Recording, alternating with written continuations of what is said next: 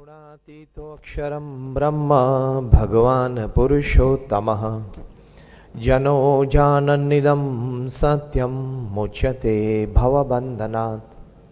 श्री स्वामीनारायण भगवाननी जय, अक्षर पुरुषोत्तम महाराजनी जय, राधा कृष्ण देव की जय, सियावर रामचंद्र भगवाननी जय, प्रमुख स्वामी महाराजनी जय। प्रथम तो मारा इष्टदेव भगवान स्वामीनारायण अने मारा गुरुहरि परम पूज्य प्रमुख स्वामी महाराज एमना चरणों में वंदन साथे आप सौने नमस्कार, गुड इवनिंग अने जय स्वामीनारायण। खास राकेश पटेल अने जिमी शाह एमना आमंत्रणथी आ कार्यक्रमનું आयोजन થયું છે। એસ્પેશિયલી એમની એવી ઈચ્છા હતી કે આ એક વિષય એવો છે જે દરેકને સ્પર્શે છે, એનું સમાધાન દરેકને જોઈએ છે, એટલે આપણે આ વિષય stress management in daily life એ આજના કાર્યક્રમ માટે પસંદ થયો। સ્ટ્રેસ એટલે તણાવ, ચિંતામાંથી તણાવ ઉપજે। ઘણું બધું સ્ટ્રેસ વિશે આપણે સાંભળ્યું હશે। અત્યારે અહીંયા બેકડ્રોપમાં પણ સ્ટ્રેસ વિશે ઘણું બધું લખાણું છે, પણ મેડિકલ સાયન્સ એવું કહે છે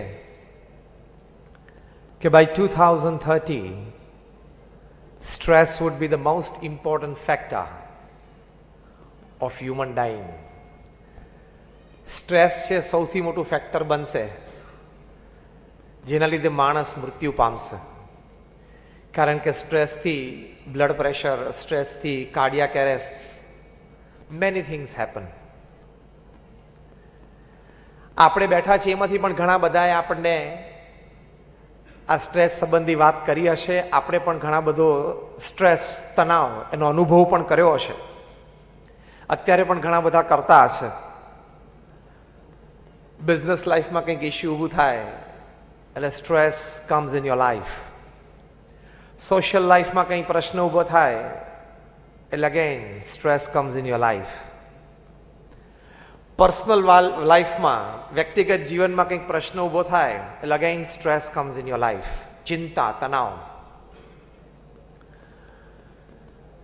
ચિંતા અને તણાવમાંથી મુક્ત નથી થવાતું, પણ યુ કેન મેનેજ ઇટ। એ તમારી શારીરિક, માનસિક અને આંતરિક એટલે ઇમોશનલ હેલ્થ ન બગાડી શકે એટલું તો તમે કંટ્રોલ કરી શકો। And anybody who is walking upon this earth, anybody who is involved in social relationships, that we all are, stress તો આવવાનો જ છે, તણાવ જીવનનો એક ભાગ છે, but you need to manage it. તમે સારી રીતે એને મેનેજ કરી શકો તો you can always remain free of the dreadful effects of stress. તણાવની જે અસરો છે એનામાંથી મુક્ત થઈ શકાય। પહેલો બેઝિક કોન્સેપ્ટ આપણા મનમાં ક્લિયર કરવાની જરૂર છે કે આ લોકની દ્રષ્ટિએ બધી જ વસ્તુ પ્રાપ્ત થાય તો માણસને ક્યારેય ચિંતા કે તણાવ ન આવે। પહેલો આપણો આ બેઝિક કોન્સેપ્ટ છે ને આપણે છોડવાની, ભૂલવાની જરૂર છે કે if I have everything upon this અર્થ, મારી પાસે 100, 200, 500 કરોડ રૂપિયા હોય, મારી પાસે એક આવો વૈભવી વિલા હોય, મારી પાસે 10-15 લક્ઝુરિયસ કાર્સ હોય, પત્ની અને સંતાનો બધા કયાગરા હોય, સંબંધો સમાજમાં સારા હોય, બધા લોકો મને સમાજમાં માનપાન આપતા હોય, જો આ બધું ગોઠવાઈ જાય ને તો પછી તણાવ રહે નહીં। આ બધું જો સારી રીતે ગોઠવાઈ જાય તો મારે પછી કોઈ ચિંતા નથી, મારે કોઈ સ્ટ્રેસ નથી। That is the basic concept is wrong. It is fundamentally wrong. આ બધું હોય તો પણ જબરજસ્ત તણાવ આવી શકે છે અને એ સ્ટ્રેસના કારણે આપઘાત સુધી લોકો જઈ શકે છે અને થાય છે. કારણ કે તણાવ આવે કે ન આવે એનું કારણ વેલ્યુઝ છે, એનું કારણ મટીરિયલ લાઈફ નથી. Again I repeat, whether stress comes in your life or not, it is not dependent upon materialistic values or materialistic pleasures. It absolutely depends upon the values that you cultivate in your life. તમારા જીવનમાં જે મૂલ્યો અને સિદ્ધાંતો cultivate કર્યા હોય એ મૂલ્ય અને સિદ્ધાંત પ્રમાણે તમે જીવતા હો તો તમે સ્ટ્રેસ મેનેજ કરી શકો. બાકી કરોડો રૂપિયા ધરાવનાર વ્યક્તિઓ પણ આપઘાત કરે છે. Let us have a fine comparison. એક સારી સરખામણી આપણે કરીએ. તમારામાંથી એલ્વિસ પ્રેસ્લીનું નામ સાંભળ્યું? હાથ ઊંચો કરો. Just raise your hands. 50%. Okay. Elvis Presley એક મહાન સંગીતકાર હતા, જેમ માઇકલ જેક્સન હતા તેમ. He was the king of rock and roll. એક આપણે કેસ સ્ટડી કરવો છે એલ્વિસ પ્રેસ્લી અને મીરાબાઈનો. તમને કદાચ અત્યારે જ વિચાર આવી ગયો છે કે એલ્વિસ પ્રેસ્લી અને મીરાબાઈની કમ્પેરિઝન થાય નહીં. Let us start a case study. Elvis Presley હતા એ વિશ્વ પ્રસિદ્ધ થયેલા એમની હયાતીમાં. મીરાબાઈ એમની હયાતીમાં વિશ્વ પ્રસિદ્ધ નતા થયા. આજે પણ એમની પ્રસિદ્ધિ પ્રેસ્લી જેટલી નથી. એલ્વિસ પ્રેસ્લી એ પોતે રોજ સાંજે આવી લાઈવ કોન્સર્ટ આપતા. મીરાબાઈ વૃંદાવનમાં બાકે બિહારીના મંદિરમાં બહાર બેસીને ગાતા. 2-5 જણા પણ સાંભળનારા હોય નહીં. એલ્વિસ પ્રેસ્લી માટે ટાઇટલ અપાણું the king of rock and roll. મીરાબાઈને એવું સંગીત સંબંધી કોઈ એવું ટાઇટલ મળ્યું નથી. એલ્વિસ પ્રેસ્લી 21 વર્ષની ઉંમરના હતા ત્યારે 78 પ્રેસ્લી પ્રોડક્ટ્સ માર્કેટમાં હતી. અત્યારે પણ જીન્સ પેન્ટની પાછળ લેધર ટેગ ઉપર એલ્વિસ લખેલું આવે છે. એ એલ્વિસ બ્રાન્ડ છે. મીરાબાઈની હયાતીમાં એક પણ બ્રાન્ડ મીરાબાઈ દ્વારા એન્ડોર્સ્ડ હતી નહીં. મીરા ક્લોથિંગ, મીરા ફૂટવેર એવું એ વખતે હતું નહીં. એલ્વિસ પ્રેસ્લી જ્યારે 21 વર્ષના હતા ત્યારે એમની પાસે શું હતું? તે પોતે પોતાના પ્રાઇવેટ 747 જેટ પ્લેનમાં ટ્રાવેલ કરતા. એમની પાસે ડાયમંડ સ્ટડેડ લિમોઝિન્સ હતી. લિમોઝિન કાર, પણ એની ઉપર હીરા જડિત. હજી આઈ ડોન્ટ થિંક આ હીરાનગરીમાં કોઈ વ્યક્તિ હીરા જડિત ગાડી ફેરવતા હોય. ફેરવે છે કોઈ? આ હું વાત કરું છું 70ના દાયકાની અમેરિકાની, જ્યારે એલ્વિસ પ્રેસ્લીની ગાડી ઉપર હીરા જડેલા હતા અને 7 લિમોઝિન્સની કેવેલકેટ જાય. મીરાબાઈને એક સ્થાનેથી બીજા સ્થાને જવું હોય તો કેવી રીતે જતા? ચાલતા. એમને તો લિમોઝિન શબ્દ પણ નતો સાંભળ્યો અને એમના વખતમાં તો પ્લેન્સ તો હતા જ નહીં. એલ્વિસ પ્રેસ્લીના પોતાની કમાણીના his self made money was $500 million. એટલે કે $50 કરોડ પોતે પોતાની આવડત કલા ઉપર કમાયેલા. અને મીરાબાઈ રોજ સાંજે ભજન ગાતા. તેમની કમાણી શું હતી? કોઈ જ કમાણી નહીં. કોઈ ભાવિક ભક્ત એમને જમવા આપે તો એ જમતા. એલ્વિસ પ્રેસ્લી સાંજે કોન્સર્ટ વખતે પોતાનું લેધર જેકેટ ઓડિયન્સમાં ઉડાડે એટલે લેધર જેકેટના આટલા આટલા ટુકડા થઈ જતા અને લોકો એક એક ટુકડો ઘરે લઈ જતા હતા. એલ્વિસ પ્રેસ્લીનો પ્રસાદ. કે લોકો ભવિષ્યમાં અમે કહી શકીએ કે we have attended an Elvis concert live. મીરાબાઈને તો કોઈ કોન્સર્ટ જેવું હતું જ નહીં. એલ્વિસ પ્રેસ્લીના બાયોગ્રાફર માઇક સ્ટોન એવું લખે છે કે Elvis was only the second person in history to become famous by the first name after Jesus Christ. Jesus Christ પછી કોઈ બીજી વ્યક્તિ પૃથ્વી ઉપર પ્રથમ નામથી પ્રસિદ્ધ થઈ હોય તો એલ્વિસ છે. મીરાબાઈની હયાતીમાં એમના વિશે કોઈ જીવન ચરિત્ર લખાણો નથી. આટલી વાત સાંભળ્યા પછી તમને એમ થાય કે આ બંનેની કમ્પેરિઝન હોય જ નહીં, સરખામણી કરાય જ નહીં. પણ એલ્વિસ પ્રેસ્લી 15મી ઓગસ્ટ 1977 ના દિવસે 33 વર્ષની ઉંમરે રાત્રે 40 સ્લીપિંગ પિલ લઈને સૂતા તે ફરી વખત ઉઠ્યા જ નહીં. હી કમિટેડ સુસાઇડ.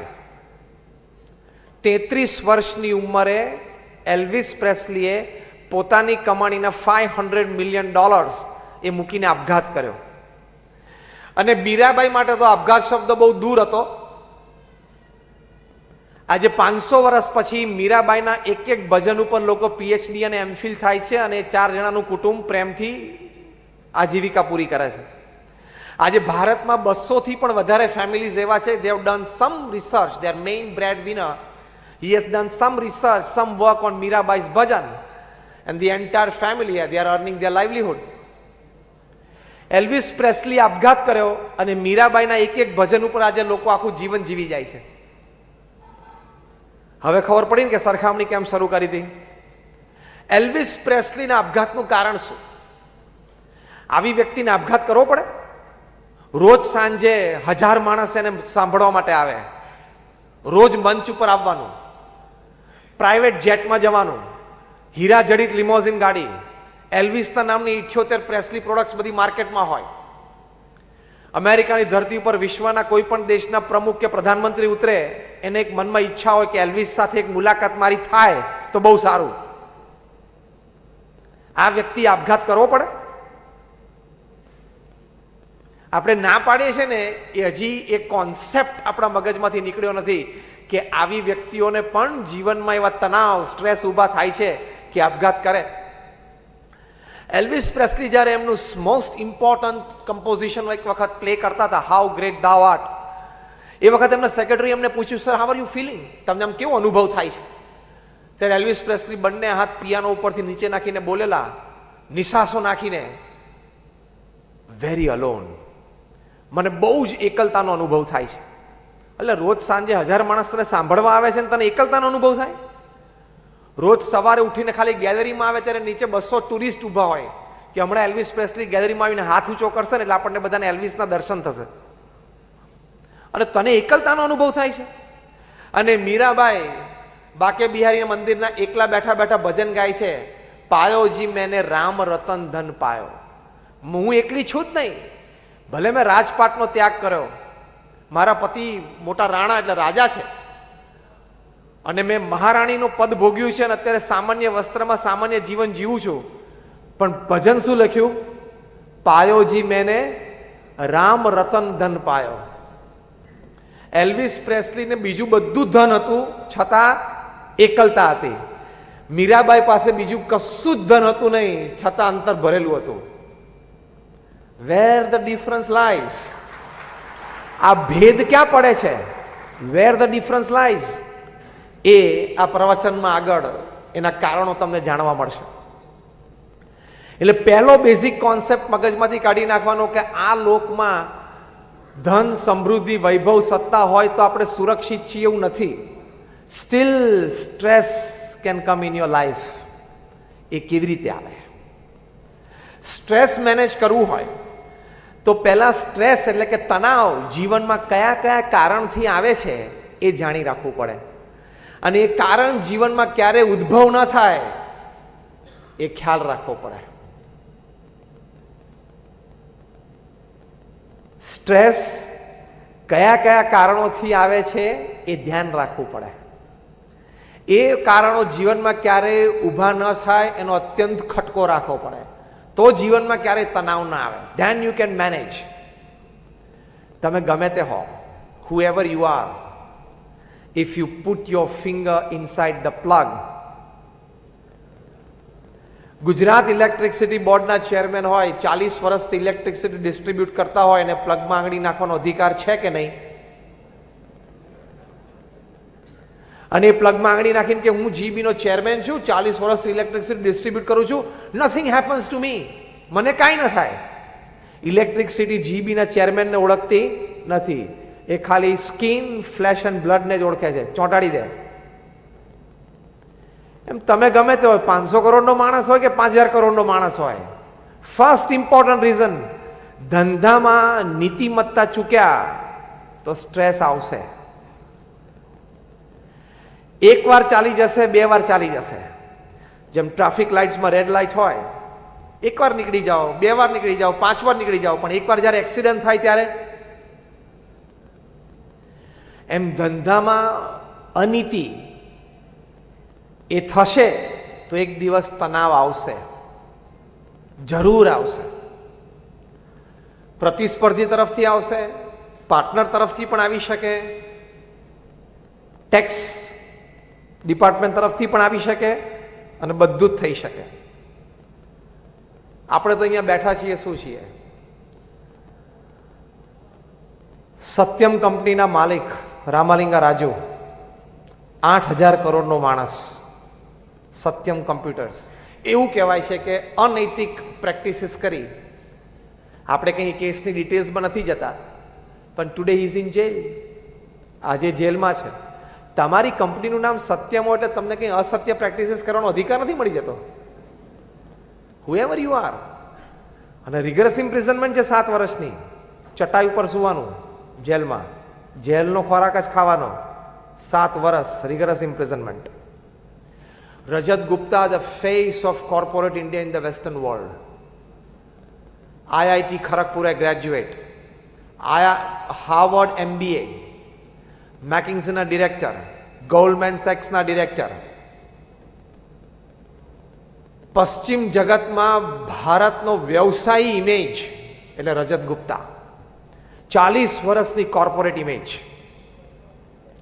જે રીતે ન્યૂઝપેપર્સમાં રિપોર્ટ્સ આવ્યા છે, જે રીતે કોર્ટના પ્રોસિડિંગ્સ થયા, એક 5 સેકન્ડની અનૈતિક પ્રેક્ટિસ અત્યારે એ જેલમાં છે. He just made a 5 second mistake. એવું કહેવાય છે કે દુનિયાના સૌથી ધનાઢ્ય ઇન્વેસ્ટર વોરેન બફેટે ગોલ્ડમેનને ઓફર કરી કે I want to invest my personal $5 billion. એમના $5 અબજ લેવા કે નહીં એની માટે ગોલ્ડમેન બોર્ડ ઓફ ડિરેક્ટર્સની મીટિંગ થઈ, અને એ મીટિંગમાં નક્કી થયું કે આપણે સ્વીકારવા. હવે એવું કહેવાય છે ફોન કોલ્સ ટ્રેક થયા પછી કે મીટિંગમાંથી બહાર નીકળ્યા પછી રજત ગુપ્તાએ મોસ્કો, રશિયાથી અમેરિકા એક ફોન કોલ કરી લીધા, કારણ કે બીજે દિવસે સવારે એનાઉન્સમેન્ટ થાય કે વોરેન બફેટના $5 billion ગોલ્ડમેનમાં આવે છે, એટલે શેર્સના ભાવ રાઇઝ થાય, એટલે ડિફરન્સ 24 કલાકમાં બહુ મોટો મળે. થયું. Next day when the announcements were made, Goldman stocks rose, reached the sky, અને સાંજે લોકોએ બધા millions of dollars ના શેર્સ વેચ્યા અને millions of dollars કમાણા. સારી બુદ્ધિ કહેવાય ને. આવી એકાદ ટીપ હાથમાં આવી જાય તો મજા આવે ને ધંધો કરવાની. સ્કોડામાંથી મર્સિડીઝમાં આવી જવાય ને, પોર્શે ઉપર આવી જવાય ને. અનૈતિકતા લાંબી ચાલતી નથી, થોડીક ચાલશે શરૂઆતમાં, લાંબી નહીં ચાલે. You have to pay back. આ પૃથ્વીનો સિદ્ધાંત છે. તમે જે અનૈતિક પ્રેક્ટિસીસ કરી હોય તમારે પાછી આપવી જ પડે. પ્રીત ભરારા નામના એક government attorney at Manhattan, he tracked out કે એવું કેવી રીતે બને કે કોઈક એક વ્યક્તિ millions of dollars ના શેર એક દિવસમાં ખરીદે, બીજે દિવસે એ શેરના ભાવ 1.5 બમણા થાય અને પાછા સાંજે વેચે. આ વ્યક્તિ પાસે કંઈક ઇનસાઇડ ઇન્ફોર્મેશન હોવી જ જોઈએ. ટ્રેકડાઉન થયું, ફોન કોલ્સ થયા અને સર્કમસ્ટેન્શિયલ એવિડન્સીસ એવા ઊભા થયા, વકીલની ભાષામાં સર્કમસ્ટેન્શિયલ એવિડન્સીસ, કે એમણે આ ફોન કોલ કરેલો છે, કબૂલ કર્યું. He was convicted. After conviction he was sentenced. એમના પાર્ટનર રાજા રત્નમ જેણે એકચ્યુઅલ ખેલ કરીને તો 11 વર્ષની સજા થઈ છે, અત્યારે ભોગવે છે, હજી 3-4 વર્ષ જ પૂરા થયા છે. અને રજત ગુપ્તા માટે દુનિયાના પ્રતિષ્ઠિત 500 મહાનુભાવો, દુનિયાના 200 દેશોમાંથી, જેને રજત ગુપ્તાએ ઘણી બધી સામાજિક મદદો કરી હોય, ઘણી બધી એનજીઓઝને મદદ કરી હોય, એ બધાએ યુએસ લો એન્ફોર્સમેન્ટમાં, યુએસ જ્યુડિશિયલ સિસ્ટમમાં કાગળ લખ્યા કે આને સજા મિનિમાઇઝ કરજો. આ વ્યક્તિએ આફ્રિકામાં એક અનાથ આશ્રમ ખોલ્યું છે, આ વ્યક્તિએ આ દેશમાં આ મદદ કરી છે, આ વ્યક્તિએ આ દેશમાં આ મદદ કરી છે. તો એ 2 વર્ષની સજા તો થઈ. અને જ્યારે યુએસ કોર્ટમાં જજે જજમેન્ટ આપ્યું, mister Rajat Gupta, You are convicted of the charges and you are sentenced for 2 years imprisonment. ત્યારે રજત ગુપ્તા પેક્ડ કોર્ટરૂમની અંદર એક અક્ષર બોલી ના શક્યા. દ્રષ્ટિ નીચી પડી ગઈ, બે આંખમાંથી આંસુ ચાલી ગયા અને એક વાક્ય બોલ્યા જે વિશ્વ પ્રસિદ્ધ થયું, જે અહીંયા બેઠેલા તમામ વેપારી, ઇન્ડસ્ટ્રીયલિસ્ટ, બિઝનેસમેન યાદ રાખવા જેવું છે. રજત ગુપ્તા એક વાક્ય બોલ્યા, My 40 years of corporate image has gone down in drain in 5 seconds. તમારી 40 વર્ષની કારકિર્દી 5 સેકન્ડમાં ખલાસ થઈ શકે છે. Your 40 years of image building can go down in drain in 5 seconds if you go for unethical practices. અત્યારે કેટલા તણાવમાંથી પસાર થતા હશે. 7 વર્ષની રિગરસ ઇમ્પ્રિઝનમેન્ટ રામાલિંગા રાજુ, જે વ્યક્તિ રાજાની જેમ પૃથ્વી ઉપર રહેતા હોય, એને ચટાઈ ઉપર સુવાનું ઓછો તણાવ ચાલતો હશે અત્યારે? સ્ટ્રેસ કેટલો જતો હશે? એમના પત્ની, સંતાનો, સગાવાલા, એને સમાજમાં મોઢું દેખાડવું, લોકોની વચ્ચે રહેવું સ્ટ્રેસફુલ. રજત ગુપ્તાને અત્યારે કેટલા સ્ટ્રેસમાંથી પસાર થતા હશે. શોર્ટકટ્સ ઘણા બધા ધંધામાં મળશે, પણ એ શોર્ટકટ કોઈ દિવસ અપનાવશો નહીં, નહીતર you will invite lot of stress. That is called ethics. જબરજસ્ત તણાવ આવશે અને એ તણાવમાંથી બહાર નીકળવું ઓલમોસ્ટ ઇમ્પોસિબલ થશે. You will drown, your family will drown. તમે ડૂબશો, તમારું કુટુંબ ડૂબી જશે, તમારી પેઢી ખલાસ થઈ જશે અને ધંધો ચોપટ થઈ જશે. એટલે ફર્સ્ટ ઇમ્પોર્ટન્ટ રીઝન કે જીવનમાં સ્ટ્રેસ આવે છે એનું કારણ અનએથિકલ બિઝનેસ પ્રેક્ટિસીસ. કોઈ દિવસ ના કરવી. અત્યારે હું તમને જે વાત કરું છું તમને કદાચ સામાન્ય લાગે છે, કારણ કે તમને એમ થાય એક પડીકું આમ દીધું ને એક પડીકું લીધું.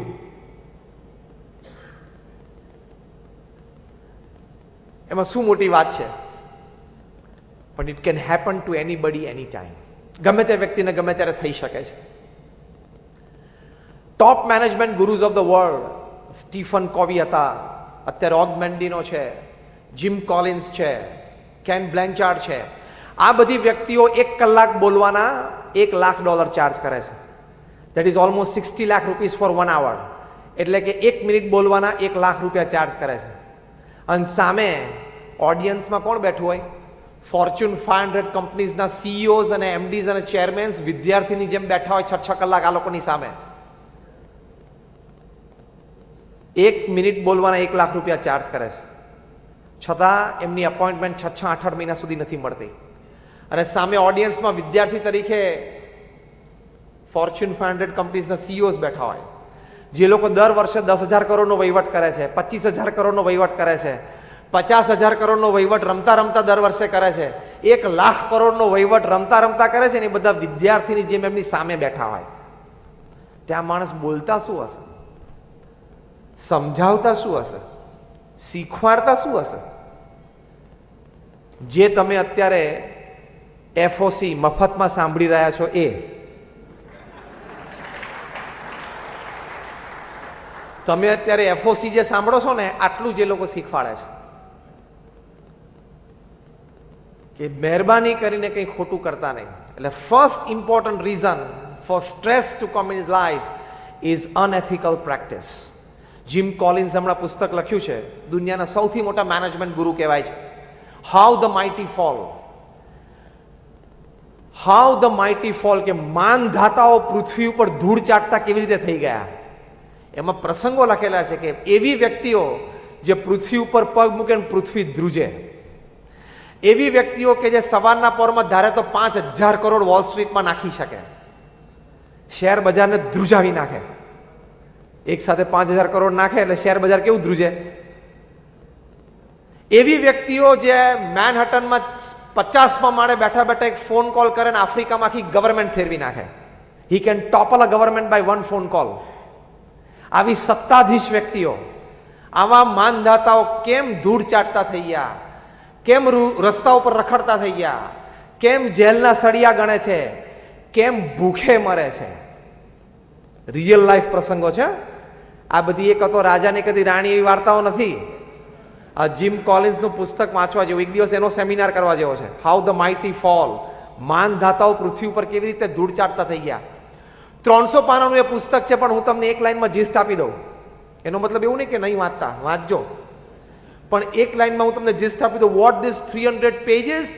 અને જીમ કોલિન્સ, જેમને દુનિયાના 500 ફોર્ચ્યુન 500 કંપનીઝના એક્ઝિક્યુટિવ્સને ટ્રેનિંગ આપી છે, એ 30 વર્ષના એમના અનુભવ પછી એમણે આ પુસ્તક લખ્યું છે.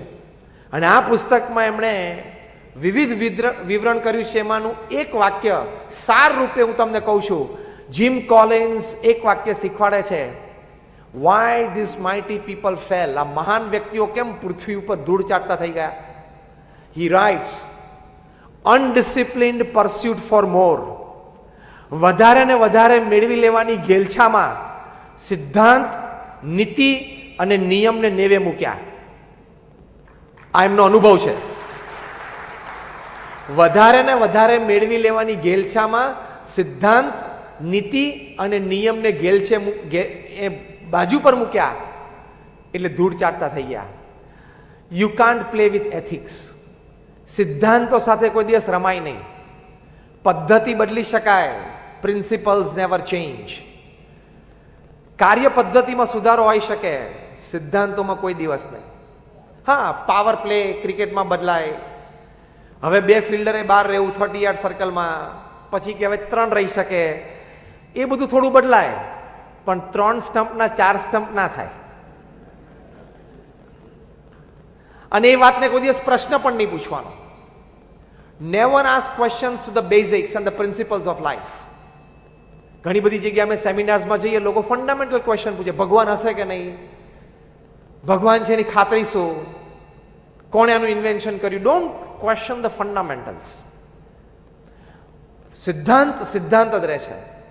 તમે બેટ લઈને ગ્રાઉન્ડ ઉપર જાઓ, તમે એમ કહો કે પહેલા મને સમજાવો કે આ 3 સ્ટમ્પ કોણે નક્કી કર્યા, એ નક્કી કરવા માટેની કમિટી કોણે રચી, કમિટીમાં કોણ કોણ હતું, અને એને જે લખાણ પ્રેઝન્ટ કર્યું એ એક્સેપ્ટ કર્યું એ કમિટી કોણ હતી.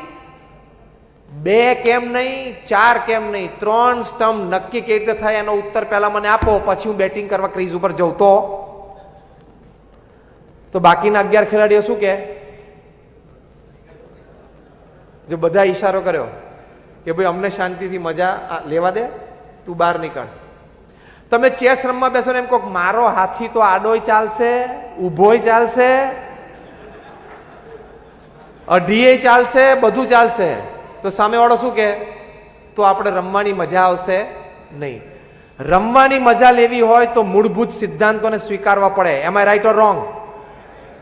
રમવાની મજા લેવી હોય તો મૂળભૂત સિદ્ધાંતોને સ્વીકારવા પડે. એમ ધંધા અને કમાણીની મજા લેવી હોય તો મૂળભૂત સિદ્ધાંતોને સ્વીકારવા પડે. You can never go for unethical practices. અને અનએથિકલ પ્રેક્ટિસીસ કરવા જાઓ તો ભલે તમે હજારો ઘર બાંધ્યા હોય ને લાખોના સહારા હોય તો પણ તમે તિહારમાં 2 સહારા થઈ શકો છો. whoever you are. તમે લાખો લોકોના સહારા હો તો પણ તિહારમાં 2 સહારા રહી શકો છો. 10,000 કરોડનો માલિક હોય ને એને પણ ચટાઈ ઉપર સૂવું પડે. સિદ્ધાંત જોડે કોઈ રમત નહીં. એની સામે આપણે બેઠા લઈએ છીએ તો કોણ છે? આપણા જીવન તો એ પગારે રાખે.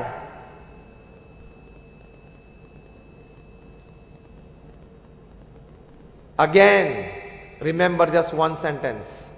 તમે જીબી ના ચેરમેન હો તો પણ પ્લગમાં આંગળી નાખવાની નહીં. આ બધા પ્રસંગો તમને યાદ ના રહે ને તો આ વાક્ય યાદ રાખવાનું. 40 વર્ષ સુધી ઇલેક્ટ્રિસિટી ડિસ્ટ્રીબ્યુટ કરી હોય ને તો પણ પ્લગમાં આંગળી નખાય નહીં. એમ નહીં માની લેવાનું કે ઇલેક્ટ્રિસિટી તો એને ખબર હોવી જોઈએ કે હું જીબીનો ચેરમેન છું. whoever you are, તું ગમે તે હો. First important reason for stress is unethical business practices. Never go for it. Growth ધીમે ધીમે ધીમે થાય, શાંતિથી થાય, one step at a time, એ રીતે થાય. That is called stable and real growth. એવી રીતે જ વિકાસ કરાય. ગમે તેટલી ઓપોર્ચ્યુનિટી મળે, ખોટું કરવા ક્યારેય પ્રેરાશો નહીં.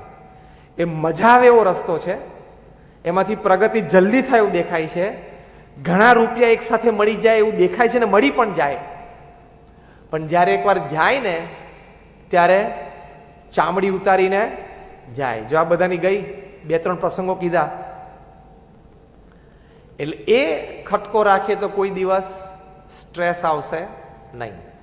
સેકન્ડ ઇમ્પોર્ટન્ટ રીઝન, અમારા વડીલ સંત પરમ પૂજ્ય ડોક્ટર સ્વામી ઘણી વખત સમજાવે છે કે સમાજમાં, કુટુંબમાં અને વ્યવહારમાં સ્ત્રી પુરુષ મર્યાદા એનો લોપ થાય તો પણ જીવનમાં અત્યંત તણાવ આવશે. તમારા સર્કલની બહાર તમે જો ગયા, અમારા વડીલ સંત પરમ પૂજ્ય ડોક્ટર સ્વામી ભગવાન સ્વામિનારાયણનો સિદ્ધાંત અને આપણા શાસ્ત્રનો સિદ્ધાંત સમજાવે છે કે any other woman other than your wife, તમારી પત્ની સિવાયની કોઈ પણ સ્ત્રી એ તમારી માટે કાં તો માતા છે, કાં તો બેન છે અને કાં તો દીકરી છે. એવી રીતે દરેક સ્ત્રી માટે જો એ પરણ્યા હોય તો એના પતિ સિવાયના બધા જ પુરુષ એની માટે ભાઈ છે, પિતા છે કાં પુત્ર છે. આ મર્યાદા જો લોપાશે ને તો પણ કુટુંબ છિન્ન ભિન્ન થશે, તો પણ પ્રશ્ન મોટો આવશે. આ મર્યાદા લોપાશે તો પણ મોટો પ્રશ્ન આવશે. ઇન્ટરનેશનલ મોનિટરી ફંડના president Dominique Strauss-Kahn, he was destined to become the president of France. એ ન્યુયોર્કથી ફ્રાન્સ આવતા હતા, વચ્ચે સ્ટોપ ઓવરમાં, ચેન્જ ઓવરમાં હોટલમાં એન્ટર થયા અને એવું કહેવાય છે રિપોર્ટ્સ પ્રમાણે કે ત્યાં કોઈક હોટલમાં મેડ સાથે એમને કોઈક વર્તણૂકમાં ફેર પડ્યો, પેલી મેડે કેસ કર્યો. કેસ તો પછી આઉટ ઓફ કોર્ટ સેટલમેન્ટમાં પતાયો, પણ ઇન્ટરનેશનલ મોનિટરી ફંડના પ્રેસિડેન્ટ તરીકે એમને રાજીનામું આપવું પડ્યું. ફ્રાન્સની પ્રજા એમને ફેંકી દીધા, પ્રેસિડેન્શિયલ ઇલેક્શનમાં ઊભા ના રહી શક્યા. આ એક પ્રસંગ જો એ હોટલની રૂમમાં ન બન્યો હોત તો આજે ડોમિનિક સ્ટ્રોસ-કેન, જે પોલિટિકલ સર્કલ્સમાં ઓલ ઓવર વર્લ્ડ ડીએસકે તરીકે ઓળખાતા હતા, શોર્ટ ફોર્મમાં DSK would have been the president of France. વર્ષો પહેલા અમેરિકાના પ્રેસિડેન્શિયલ ઇલેક્શનમાં રોનાલ્ડ રેગનની સામે ગેરી હાર્ટ ઉભા રહેલા. પ્રી-પોલ સર્વેમાં 85% polling, Gary Hart would become the president of America. charismatic personality.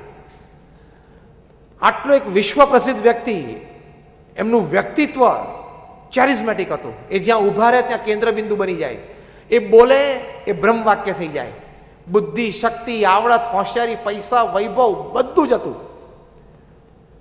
પણ એક કેસ એવો ખુલ્યો કે જ્યારે કોલેજમાં હતા ત્યારે એમણે આ સ્ત્રી પુરુષ મર્યાદામાં ક્યાંક મોટી ભૂલ થયેલી, તો પેલા તરફથી વાત શરૂ થઈ. એ ફોટો ન્યૂઝપેપરમાં છપાણો. ગેરી હાર્ટે પ્રેસિડેન્શિયલ નોમિનેશન પાછું ખેંચવું પડ્યું. આજે એ વાતને 20 વર્ષ થયા. દુનિયામાં કોઈને ખબર નથી કે ગેરી હાર્ટ ક્યાં છે, જીવે છે કે મૃત્યુ પામ્યા. એટલે આ મર્યાદા લોપાશે તો પણ મેજર પ્રશ્ન આવી શકશે. હમણાં અમેરિકાની બહુ જ મોટી આઈટી કંપની આઈગેટ, એના સીઈઓ ફનીશ મૂર્તિ, એમનો પણ આવો કેસ ન્યૂઝપેપરમાં રિપોર્ટ થયો છે. હવે આ વ્યક્તિ એવી હતી કે જે બીમાર કંપનીઓમાં જાય, તમારી કંપની ફરચામાં ગઈ હોય, જબરદસ્ત ખોટમાં ઉતરી ગઈ હોય, આઈટી કંપનીઓ આવી જોઈએ, ઇન્ફોર્મેશન એન્ડ ટેકનોલોજી. આ માણસ પાસે એવી આવડત, એવી બુદ્ધિ, એવા સંબંધો એના અક્રોસ ધ વર્લ્ડ, કોન્ટિનેન્ટ્સ, કે થોડાક મહિનાઓમાં અથવા તો 1-2 વર્ષમાં મિલિયન્સ ઓફ ડોલર્સના ખર્ચામાં ગયો એ કંપની અને મિલિયન્સ ઓફ ડોલર્સના પ્રોફિટમાં મૂકી દે. એવું એમને 3 જગ્યાએ કરેલું. એટલે આઈગેટ એમને હાયર કર્યા અને એમનો પગાર અધધ હતો. કદાચ મોર દેન વર્ષે 150 કરોડ રૂપિયાનો પગાર હતો. પણ આ સ્ત્રી પુરુષ મર્યાદામાં પ્રશ્ન આવ્યો એવું રિપોર્ટિંગ છે. એમને એમની જ કંપનીના એક બાય કર્મચારી સાથે સંબંધ થયો અને પછી એ બાય કર્મચારી એની જાહેરાત કરી. ફનીશ મૂર્તિને રેઝિગ્નેશન આપવું પડ્યું. એ રેઝિગ્નેશન આપે પહેલા જ એમને કાઢી મૂકવામાં આવ્યા. બહુ જ મોટું બોનસ લઈ લેવામાં આવ્યું પાછું અને પ્રતિષ્ઠાહીન થઈ ગયા. અત્યારે અમેરિકામાં કોઈ કંપની એમને રાખવા તૈયાર નથી. બુદ્ધિ જબરજસ્ત છે, આવડત જબરજસ્ત છે અને કામ પોતાની જિંદગીમાં 40 વર્ષ કરી બતાવ્યું છે. ખાલી વાતો નહીં, મિલિયન્સ ઓફ ડોલર્સમાં ફરચામાં ગયેલી કંપનીઓને બેઠી કરી નાખી છે. પણ અત્યારે કોઈ એમને નોકરીએ રાખવા તૈયાર નથી. એટલે આપણા કુટુંબ, એ કુટુંબની બહાર કોઈ દિવસ મર્યાદાને લોપ કરીને પ્રશ્ન નહીં આવે એવું વિચારતા નહીં, આવે જ છે. ન્યૂઝપેપરમાં બધી ઘણી વાતો સાંભળો છો ને, વાંચીએ છીએ ને, અને તમારા સર્કલમાં કોકને થયું હશે, સાંભળ્યું પણ હશે. એટલે આ બે વસ્તુનો અત્યંત ખ્યાલ રાખવાનો, તો તમે 80% તણાવમાંથી બચી જશો. અત્યારે તમને એમ લાગે છે કે આમાં નથી અથવા આમાં બહુ રિસ્ક નથી, પણ અત્યારે તમને રિસ્ક નથી દેખાતું. There is a dangerous risk ahead. Don't play with cobra. Cobra જોડે રમાય? એમાં કિંગ કોબ્રા સાથે રમાય? 18 ફૂટ લાંબો હોય. એન્ટીવેનોમ ઇન્જેક્શન લઈને ડોક્ટર બાજુમાં ઉભા હોય ને, પણ કિંગ કોબ્રા ડંખ મારે ને, હી cannot save you. A doctor injection લઈને તૈયાર ઉભા હોય ને કે કિંગ કોબ્રા તમને અહીંયા કરડે અને એથી તમને ઇન્જેક્શન મારે એન્ટીવેનોમનું, તોય તમને બચાવી ના શકે. એમ ધંધામાં અનૈતિક પ્રેક્ટિસ અને શાસ્ત્ર પ્રમાણે જે સ્ત્રી પુરુષની મર્યાદા છે એને તમે લોપો ને, એટલે you have started playing with cobra. તમે કોબ્રા સાથે રમવાની શરૂઆત કરી દીધી છે. હવે ડંખ વાગે ત્યારે વાત. You have started playing with cobra. અને આ કક્ષાના માણસોને થઈ શકે છે, તો તમને થઈ શકે? હા કે ના? Tell me yes or no. It can happen to anybody. કોઈને પણ થઈ શકે છે. સાધુ પણ મર્યાદા લોપે તો એને પણ થઈ શકે છે. એના કેસ પણ તમે સાંભળતા હશો. એટલે બીએપીએસ સંસ્થામાં પ્રમુખ સ્વામી મહારાજે આ સ્ટ્રિક્ટ મર્યાદા મૂકી છે. બીએપીએસ સંસ્થાના સાધુને આ પ્રશ્ન નથી, કારણ કે આ મર્યાદા મારે છે. આ કપડાં પહેરીને તમે આ મર્યાદા લોપો તો આ કપડામાં પણ પ્રશ્ન. ભલે લોકો તમને માનતા હોય, પૂછતા હોય. Discipline stands fast. Ethics stands fast. Ethics અને ડિસિપ્લિન્સથી પર કોઈ વસ્તુ નથી. એટલે સ્ટ્રેસ ન આવે એની માટે આપણને રામાયણમાં તુલસીદાસજી એક સરસ વાત કરી છે. આ બે મુદ્દા જે પહેલા કીધા ને એ સંબંધિત. તુલસીદાસજીએ સિમ્પલ લખ્યું કે પરધન પથ્થર માનીએ, પર સ્ત્રી માત સમાન, ઇતને સે હરી ના મિલે તો તુલસીદાસ જમાન. કે પરધન છે ને એને પથ્થર માનજો, અને પર સ્ત્રી છે એને માતા માનજો. ઇતને સે જો હરી ના મિલે, તમને જો ભગવાન ના મળે ને તો તુલસીદાસ તમારો જામીન છે. અને હરી મળે એટલે ક્યાં પછી સ્ટ્રેસ રહ્યો? એટલે ઇનડાયરેક્ટલી આના બીજા શબ્દ એ છે કે તમને ક્યારેય જીવનમાં સ્ટ્રેસ આવશે જ નહીં. સત્યમ કંપનીના માલિક રામલિંગા રાજુ, જેનાથી આપણે વાતની શરૂઆત કરેલી, એમણે આ તુલસીદાસની વાત માની હોત તો? રજત ગુપ્તાએ આ તુલસીદાસની વાત માની હોત તો? પરધન પથ્થર માનીએ, કે પરધન છે એટલે કે બીજાનું જે ધન છે આપણી માટે પથ્થર છે, ધૂળ છે. આ તો બીજાના ધનમાં જ હાથ નાખવાની વધારે મજા આવે છે. આપણું સેફ ડિપોઝિટ વોલ્ટમાં હોય, બેંકમાં હોય, બીજાના ધનમાં હાથ નાખવાની વધારે મજા આવે છે. પણ આ સિદ્ધાંત મૂક્યો. ડોમિનિક સ્ટ્રોસ કેન, IMF ના પ્રેસિડેન્ટ, જેની આપણે વાત કરી, એના બીજી લાઈન માની હોત તો કે પર સ્ત્રી માત સમાન, તો અત્યારે એ ફ્રાન્સના પ્રેસિડેન્ટ હોત. અને હમણાં G4 અને G8 ની સમિટ માનનીય મુખ્યમંત્રી પ્રધાનમંત્રીશ્રીએ ન્યુયોર્કમાં કરી ત્યારે બેઠા હોત એની સાથે. અત્યારે એક નાની કંપનીમાં CEO તરીકે કામ કરે છે. ફનીશ મૂર્તિ આ વાત માની હોત તો. પણ પેલું શું થાય, ટાઈ પહેરી હોય, કોટ પહેર્યો હોય અને 3 પીસ સૂટ પહેર્યો હોય ને, ત્યારે આની વાત મનાય નહીં. ભગવા કપડાની વાત મનાય નહીં. when you are under that glamour, when you are under that power, it's difficult to believe this talk. આની આ જ વાત જે હું અત્યારે કરું છું, એ અહીંયા કોઈ મેનેજમેન્ટ ટ્રેનર આમ ચાલતો અહીંયા માઇક પર આવીને 3 પીસ સૂટ ને ટાઈ પહેરીને આમ કરતો બોલતો હોત ને, તો તમે કદાચ ₹1,00,000-2 લાખ એને કલાકના બોલવાના આપ્યા હોત ને, તમને આ બધી વાતો ઓહો લાગે છે. પણ મેં કીધું એમ, ફોર્ચ્યુન 500 કંપનીઝના CEOs જે વાતો સાંભળે છે ને, તમે અત્યારે FOC સાંભળો છો. આ જ હકીકત છે. એટલે સ્ટ્રેસનું બીજું મોટું કારણ આ છે. આ બધા માનધાતાઓ તને મને કે હું તુલસીદાસ, આ રામાયણ શું છે? પણ તારી જિંદગી બચાવે ને એવી વાતો છે અંદર, અને જિંદગી ડૂબતી હોય ને તો તારી શકે એવી વાતો છે અંદર. આ તુલસીદાસની વાતો આ બધા માની હોત તો. પણ જો એને કોઈક તુલસીદાસની વાત કરવા જાય ને, તો કે એની ભાષામાં, who is Tulsidas, what is Ramayana, It is irrelevant. 500 years back, 5,000 years back, lakhs of years back. લાખો વર્ષ જૂની વાતો આ જમાના પ્રમાણે છે જ નહીં. વાંધો નહીં, પ્લગમાં આંગળી નાખ. રામાયણની મહાભારતની વાતો આ જમાના પ્રમાણે નથી. એવું તું બોલે છે ને એ પ્લગમાં આંગળી નાખવાની શરૂ કરી દે, ચોંટી જઈશ. It is relevant even today. સિદ્ધાંત સિદ્ધાંત જ રહે છે, એ કોઈ દિવસમાં ફેરફાર થતો નથી. ત્રીજું ઇમ્પોર્ટન્ટ રીઝન સ્ટ્રેસ કેમ આવે છે? આપણે આપણા વર્ક, લાઈફ અને ફેમિલીને બેલેન્સ નથી કર્યું.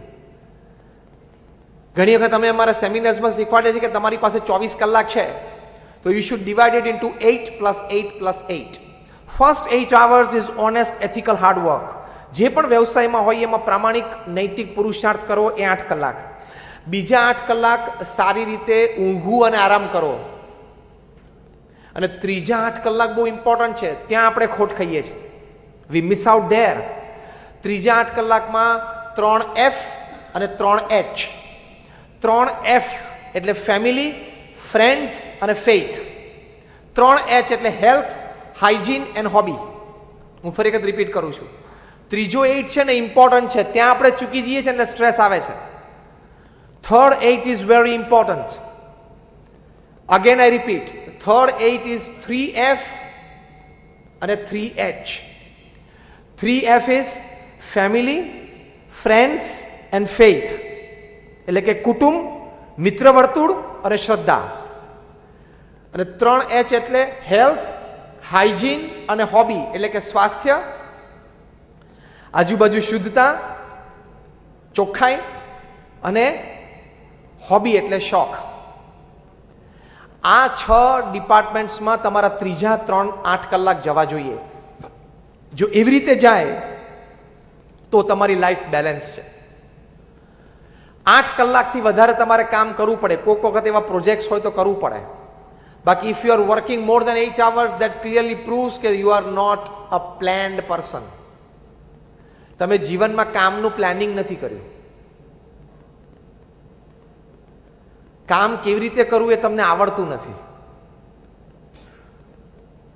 એ હકીકત છે. તમે એમ ના સમજતા કે અમે સંતો ખાલી ઉપદેશની વાત કરીએ છીએ. હું જે સંસ્થામાંથી આવું છું ને, એ સંસ્થા દુનિયાની ટોપ 10 NGOsમાંની એક સંસ્થા છે, ધ BAPS સ્વામિનારાયણ સંસ્થા.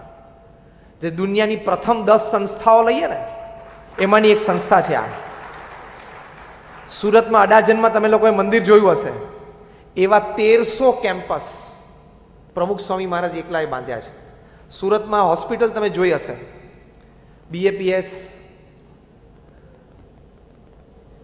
BAPS પ્રમુખ સ્વામી હોસ્પિટલ. કોઈ ટ્રસ્ટની આવી હોસ્પિટલ સુરતમાં નહીં ચાલતી, તમે જોજો. આવી હોસ્પિટલ, સ્કૂલ, હોસ્ટેલ ને કોલેજ પ્રમુખ સ્વામીએ 100 ઊભી કરી છે અને સક્સેસફુલી ચલાવે છે. સુરતમાં કોઈ એવા બિલ્ડર ખરા કે જેને 60 દેશોમાં 1300 જમીનોના સોદા કર્યા હોય? પહેલી લાઈનમાં પૂછું છું. મેં બોમ્બેમાં પૂછી લીધું, રાહેજા અને અજમેરા અને હીરાનંદાની બેઠા હતા ત્યાંય પૂછી લીધું, ત્યાંય કોઈ આ નથી પાડી, નહીં ક્યાંથી આ પાડવાના. પ્રમુખ સ્વામીએ 60 દેશોમાં 1300 જમીનોના સોદા કરી નાખ્યા. એ સામાન્ય વાત નથી. One man show, he is a one man army, he is a one man organisation. એમણે આ સંસ્થાનો વિકાસ, BAPS સંસ્થાને યુનાઇટેડ નેશન્સમાં પરમેનન્ટ સ્ટેટસ છે. દર બુધવારે અમારો રિપ્રેઝેન્ટેટિવ યુનોમાં ન્યુયોર્કમાં બેસે છે. એટલે એડમિનિસ્ટ્રેશન શું છે એમને ખબર છે. અમે સંતો 8-8 કલાક હોસ્પિટલો ચલાવીએ છીએ, સ્કૂલ ચલાવીએ છીએ, હોસ્ટેલ્સ ચલાવીએ છીએ. We know what is human resources, we know what is administration and management. અમારા 1000 સંતોમાંથી 650 થી પણ વધારે સંતો graduate, post graduate, chartered accountants, doctors ને એન્જિનિયર્સ છે. 200 થી પણ વધારે સંતો બોર્ન અમેરિકન સિટીઝન છે. 21 વર્ષની ઉંમરે સ્ટેનફર્ડ, યેલ કે ઓક્સફર્ડમાંથી MBA થયા હોય અને $1.5-2 લાખ પગાર છોડીને આવ્યા હોય. કુટુંબમાં એક ના એક હોય અને અમેરિકામાં 20 મોટલના માલિક હોય ને એના દીકરા પણ સાધુ થયા છે. એટલે હું અત્યારે જે વાત કરું છું તમે એમ ના સમજતા ખાલી ચોપડીમાંથી વાંચીને વાત કરું છું. We are fully into administration, management. આટલી મોટી સંસ્થા રન કરીએ છીએ. એની પરથી હું તમને સમજાવું છું કે you should have balance in life. 8+8+8 A principal છે. 8 કલાક બહુ જ વ્યવસ્થિત સારી રીતે કામ કરવાનું, પ્રામાણિકતા અને પુરુષાર્થ સાથે. બીજા 8 કલાક સ્લીપ ઓર રેસ્ટ, અને ત્રીજા 8 કલાક family, friends, faith, health, hygiene, hobby. તો લાઈફ છે ને બેલેન્સ થશે. અને જો આ લાઈફમાં આ બેલેન્સ તૂટશે ને, દિવસમાં આનું બેલેન્સ તૂટશે એટલે તણાવ આવશે. તમે 8ના બદલે 10 થી 12 ને 14 કલાક ઘરની બહાર રહો એટલે ઘરેથી પત્ની અને કુટુંબીજન, વૃદ્ધ મા બાપ અથવા સંતાનોના પ્રશ્નો, ફરિયાદો આવશે કે ટાઈમ નથી આપતા, બેસતા નથી, ભેગા જમી નથી શકતા. એટલે તણાવ શરૂ થશે, કારણ કે ઝઘડા શરૂ થશે, એટલે સ્ટ્રેસ શરૂ થશે. ઘણા તો એવા હોય છે કે ઘરે ખાલી જમવાનું સુવા જ જાય છે. તારું ઘર છે કે હોટલ છે? હોટલમાં આપણે ખાલી જમવાને સુવા જતા હોય, ઘણા ઘરમાં એવા જ હોય છે, મુંબઈ વાળા વધારે. ઘરે ખાલી જમવા જવાનું, સુવા જવાનું. તો આ તારું ફેમિલી છે, it is a divine unit, it is a god's creation, it is not an accident. એ બેલેન્સ કરવું પડે. પહેલીની વાત તો આપણે કરી દીધી, પહેલા 8 કલાકની વાત સમજી ગયા, ઓનેસ્ટ, એથિકલ, હાર્ડવર્ક. બીજા 8 કલાક પણ સમજી શકીએ છીએ કે સ્લીપ અને રેસ્ટ. ત્રીજા 8 કલાકમાં ફર્સ્ટ સ્ટેન્ડ્સ ફેમિલી. તો સ્ટ્રેસ નહીં આવે. ફેમિલી માટે ટાઈમ આપવો જ જોઈએ. તમે જો તમારા કુટુંબીજનો સાથે મિનિમમ અઠવાડિયામાં 3 વખત સાથે બેસીને જમી ન શકતા હો, તો તમારું ડાઇનિંગ ટેબલ, તમારી સિલ્વર પ્લેટ, તમારું બેંક બેલેન્સ બધું નકામું છે. કારણ કે હમણાં દુનિયાના 150 દેશોમાં 1 લાખ કુટુંબોનો સર્વે થયો. The principal reason for survey was, the question was, what is the greatest joy upon this earth? પૃથ્વી ઉપર સૌથી મોટું કારણ આનંદનું શું છે? અને દે ગોટ 87% રિસ્પોન્સ કે જે વ્યક્તિઓ સાથે આપણે પ્રેમ છે, આત્મીયતા છે, સંબંધો છે, એની સાથે બેઠા, વાતો કરી, આનંદ કર્યો, એ આનંદનો સૌથી મોટો સ્ત્રોત છે. Biggest joy of happiness. Beyond your money, beyond your status, beyond your prestige, beyond your fame and beyond your power. આ જીવનમાં સૌથી મોટા આનંદનો સ્ત્રોત આ છે. તમે જોજો, જીગરજાન મિત્ર સાથે તમે કલાક બેઠો ને ક્યાં ટાઈમ જતો રહે ખબર નથી પડતી ને. તે આનંદ છે. તો એ કુટુંબમાં આનંદ લેવા માટે રોજ સાંજે પહોંચી જવું. 6:30 તો 6:30, 7 તો 7, 7:30, 8 મેક્સિમમ. 8 વાગ્યા પછી તમે ઘરે પહોંચતા હો, હા, મહિનામાં 5 દિવસ સમજી શકાય છે, બાકી 25 દિવસ તો તમારે પહોંચવું જ જોઈએ. અને ન પહોંચી શકો તો you are not a planned person. તમે જીવનમાં કામ કરવાની પદ્ધતિ શીખ્યા નથી. You need guidance. લોકો જ્યાં સમજ્યા છે કરે છે. દુનિયાનો સૌથી ધનાઢ્ય વ્યક્તિ વોરેન બફેટ, અત્યારે મોર દેન $100 બિલિયન નું તેમની ઇન્વેસ્ટમેન્ટ છે, એટલે $100 અબજ પર્સનલ ઇન્વેસ્ટમેન્ટ. હા, એમના હાથમાં ભગવાને એવી સિદ્ધિ મૂકેલી છે, wherever he puts his hand it becomes gold. એ જ્યાં હાથ મૂકે ને બધું સોનું થઈ જાય છે. એમણે હમણાં 50 વર્ષ જીવનમાં, લગ્ન જીવનના પૂરા થયા. એટલે એમની જે કંપની છે બર્કશાયર હેથવે, એ 63 કંપનીઝ છે, એમાં 63 CEOs એ દુનિયાના 63 સિટીઝમાં સરપ્રાઈઝ પાર્ટીઝ રાખી. એટલે એવરી વીકેન્ડ પાર્ટી, 1 વર્ષ સુધી પાર્ટીઝ ચાલી. અને જે દેશમાં હોય એ દેશના પ્રધાનમંત્રી, પ્રેસિડેન્ટ હાજર હોય. હા, કારણ કે તો વોરેન બફેટના 50th મેરેજ એનિવર્સરી છે. Concluding party was in London. More than 20 heads of states were present. 20 દેશોના પ્રધાનમંત્રી અને રાષ્ટ્રપ્રમુખો ઓડિયન્સમાં હાજર હતા. અને વોરેન બફેટ અને એમના પત્ની સ્ટેજ ઉપર બેઠા હતા. સમજી શકાય ને આ પ્રસંગની ગરિમા કેટલી હશે, ઓડિયન્સ કેવું હશે. Proceedings were going on and somebody asked a question કે તમને વાંધો ના હોય તો એક પ્રશ્ન પૂછું. બફેટ કપલને પૂછ્યું કે what is the secret of your happy 50 years of married life? 50 વર્ષનું સુખી લગ્ન જીવનની ચાવી, રહસ્ય શું છે? વોરેન બફેટ માઇક ઉપર આમ ઉત્તર આપવાની શરૂઆત કરી, પહેલા એમના પત્નીએ માઇક ખેંચી લીધું કે આનો ઉત્તર હું આપીશ. વોરેન બફેટના ચહેરા ઉપર કોઈ કરચલી ફરકી નહીં, આંખ પણ ઊંચી ન થઈ, અને ચહેરો સ્માઇલમાં રહ્યો. એમાંથી લોકોને 50% ઉત્તર તો મળી ગયો કે બરોબર, આ સંબંધો 50 વર્ષ ચાલે. તમે ઘણું સમજી ગયા ને? ઘણા વખત પહેલા મેં એક વાત વાંચેલી રીડર્સ ડાયજેસ્ટમાં. એક કપલને 50 વર્ષ પૂરા થયા, પાર્ટી હતી. કોઈએ પૂછ્યું કે 50 વર્ષ લગ્ન જીવનના પૂરા થયાનું રહસ્ય શું? સુખમય. ત્યારે પેલા પતિએ જવાબ આપ્યો કે બધી અગત્યની ઇમ્પોર્ટન્ટ મેટર્સ છે ને એના હું નિર્ણય લઉં, મારા પત્નીએ હા પાડી જ દેવાની, પૂછવાનું જ નહીં, આર્ગ્યુમેન્ટ જ નહીં કરવાની. અને જે મોસ્ટ ઇમ્પોર્ટન્ટ મેટર્સ છે ને, અતિ અગત્યની, અતિ અગત્યની, એ મારા પત્ની નિર્ણય, એ હું નિર્ણય લઉં. એટલે અતિ અગત્યના નિર્ણયો હું લઉં ને મારા પત્ની હા પાડી દે. અને ઓછા અગત્યના હોય એ મારા પત્ની નિર્ણય લઈને હું કહું હા. બધાને એમ થયું કે આવી રીતે તો 50 વર્ષ પૂરા થાય નહીં. એક ટ્રેક્ટરનું ટાયર હોય ને એક સ્કૂટરનું હોય, એમ આગળ વાહન જાય નહીં.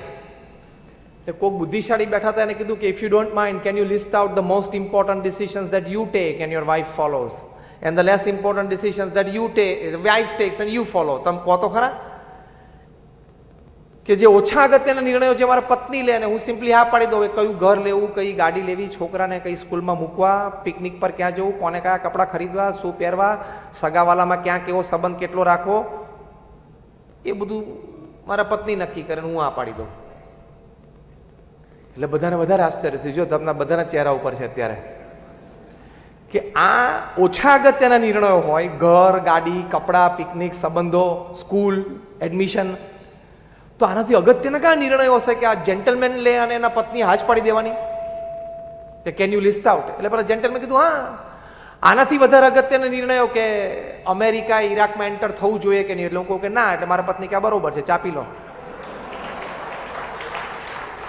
અગત્યના નિર્ણયો જે વિશ્વ ફલક ઉપર અસરકારક હોઈ શકે એ બધા હું લઉં અને મારા પત્ની હાજ પાડી દેવાની. અને ઓછા અગત્યના જે અમારા ઘરની 4 દિવાલોની વચ્ચે અસર ધરાવતા હોય એ મારા પત્ની લઈ લેને હું હા પાડી દઉં. તમે હશે એટલે આમાં બધાને પર્સન્ટેજ પ્રમાણે લાગુ તો પડતું હશે. વોરેન બફેટ કપલને જ્યારે પૂછ્યું what is the secret of your happy married life, Mrs Warren બફેટે બહુ સરસ વાત કરી, બધાએ સાંભળવા જેવી છે. તો તમને જીવનમાં ક્યારેય સામાજિક અને કૌટુંબિક જીવનમાં સ્ટ્રેસ નહીં આવે. વ્યવસાયિક જીવનની વાત પતી ગઈ. આપણે હવે આપણે આવીએ છીએ કૌટુંબિક જીવન અને સામાજિક જીવનમાંથી સ્ટ્રેસ ઉત્પન્ન ન થાય એની વાતો.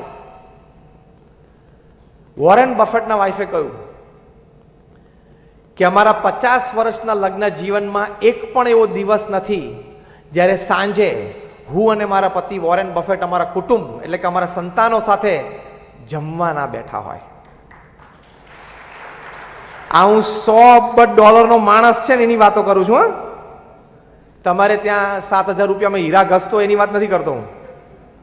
આઈ am talking of $100 billion person. શું વાત કરો છો? તો કે યસ. કે તો વોરેન બફેટ રોજ સાંજે કેટલા વાગે ઘરે આવી જાય? 6:30 વાગે.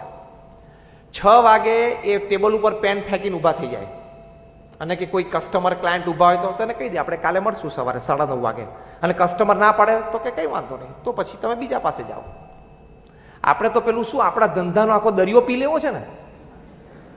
જમીનનો ધંધો કરતો હોય કે સુરતની બધી જમીનનો મને ખ્યાલ હોવો જોઈએ, મરી જઈશ.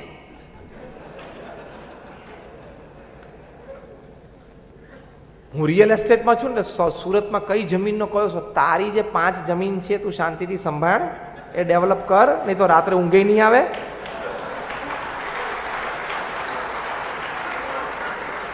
અહીંયા બધા એકબીજા સામે આંગળી ચીંધે છે જો.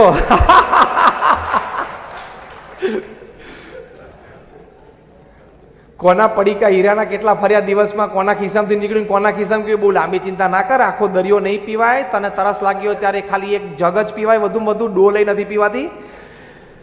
તારા જે 2-5 પડીકા સાંજ પડે હોય ને હીરાને, એટલો તું ધ્યાન રાખ, બાકી ગાંડો થઈ જઈશ. વોરેન બફેટે at 6 he throws his pen on the table, he comes back home.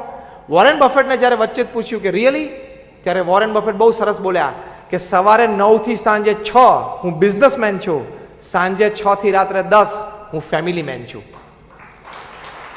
See this is balance. તો કોઈ દિવસ સ્ટ્રેસ નહીં આવે.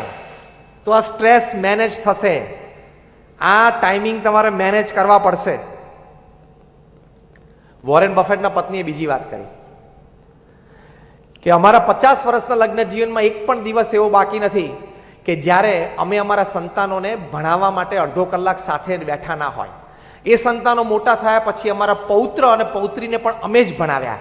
અને આજે અમારા પરપૌત્ર નાના નાના બધા 1, 2, 3 વર્ષના છે, એટલે અમારા ગ્રેટ ગ્રેન્ડ ચિલ્ડ્રન, એને પણ અમે જ ટ્યુશન આપીએ છીએ. આજે 70+ વર્ષની ઉંમર પછી પણ વોરેન બફેટ એના પત્ની એમના ગ્રેટ ગ્રેન્ડ ચિલ્ડ્રનને રોજ સાંજે અડધો કલાક ટ્યુશન જાતે આપે છે. અને તમે લોકો તમારા સંતાનોને કે તમારા પૌત્રને એ શું ભણે છે ટ્યુશન આપવાની વાત તો પછી, એનો ખ્યાલ નથી રાખતા અને ટ્યુશનના સાહેબો રાખી દો છો. એટલે તમને ટ્યુશન પોસાય છે અને વોરેન બફેટને નહોતું પોસાતું એમ ને? વોરેન બફેટને બિચારાને ટ્યુશનના પૈસા નહીં પોસાતા હોય એવું હશે ને? એને પૂછ્યું વાય, કેમ?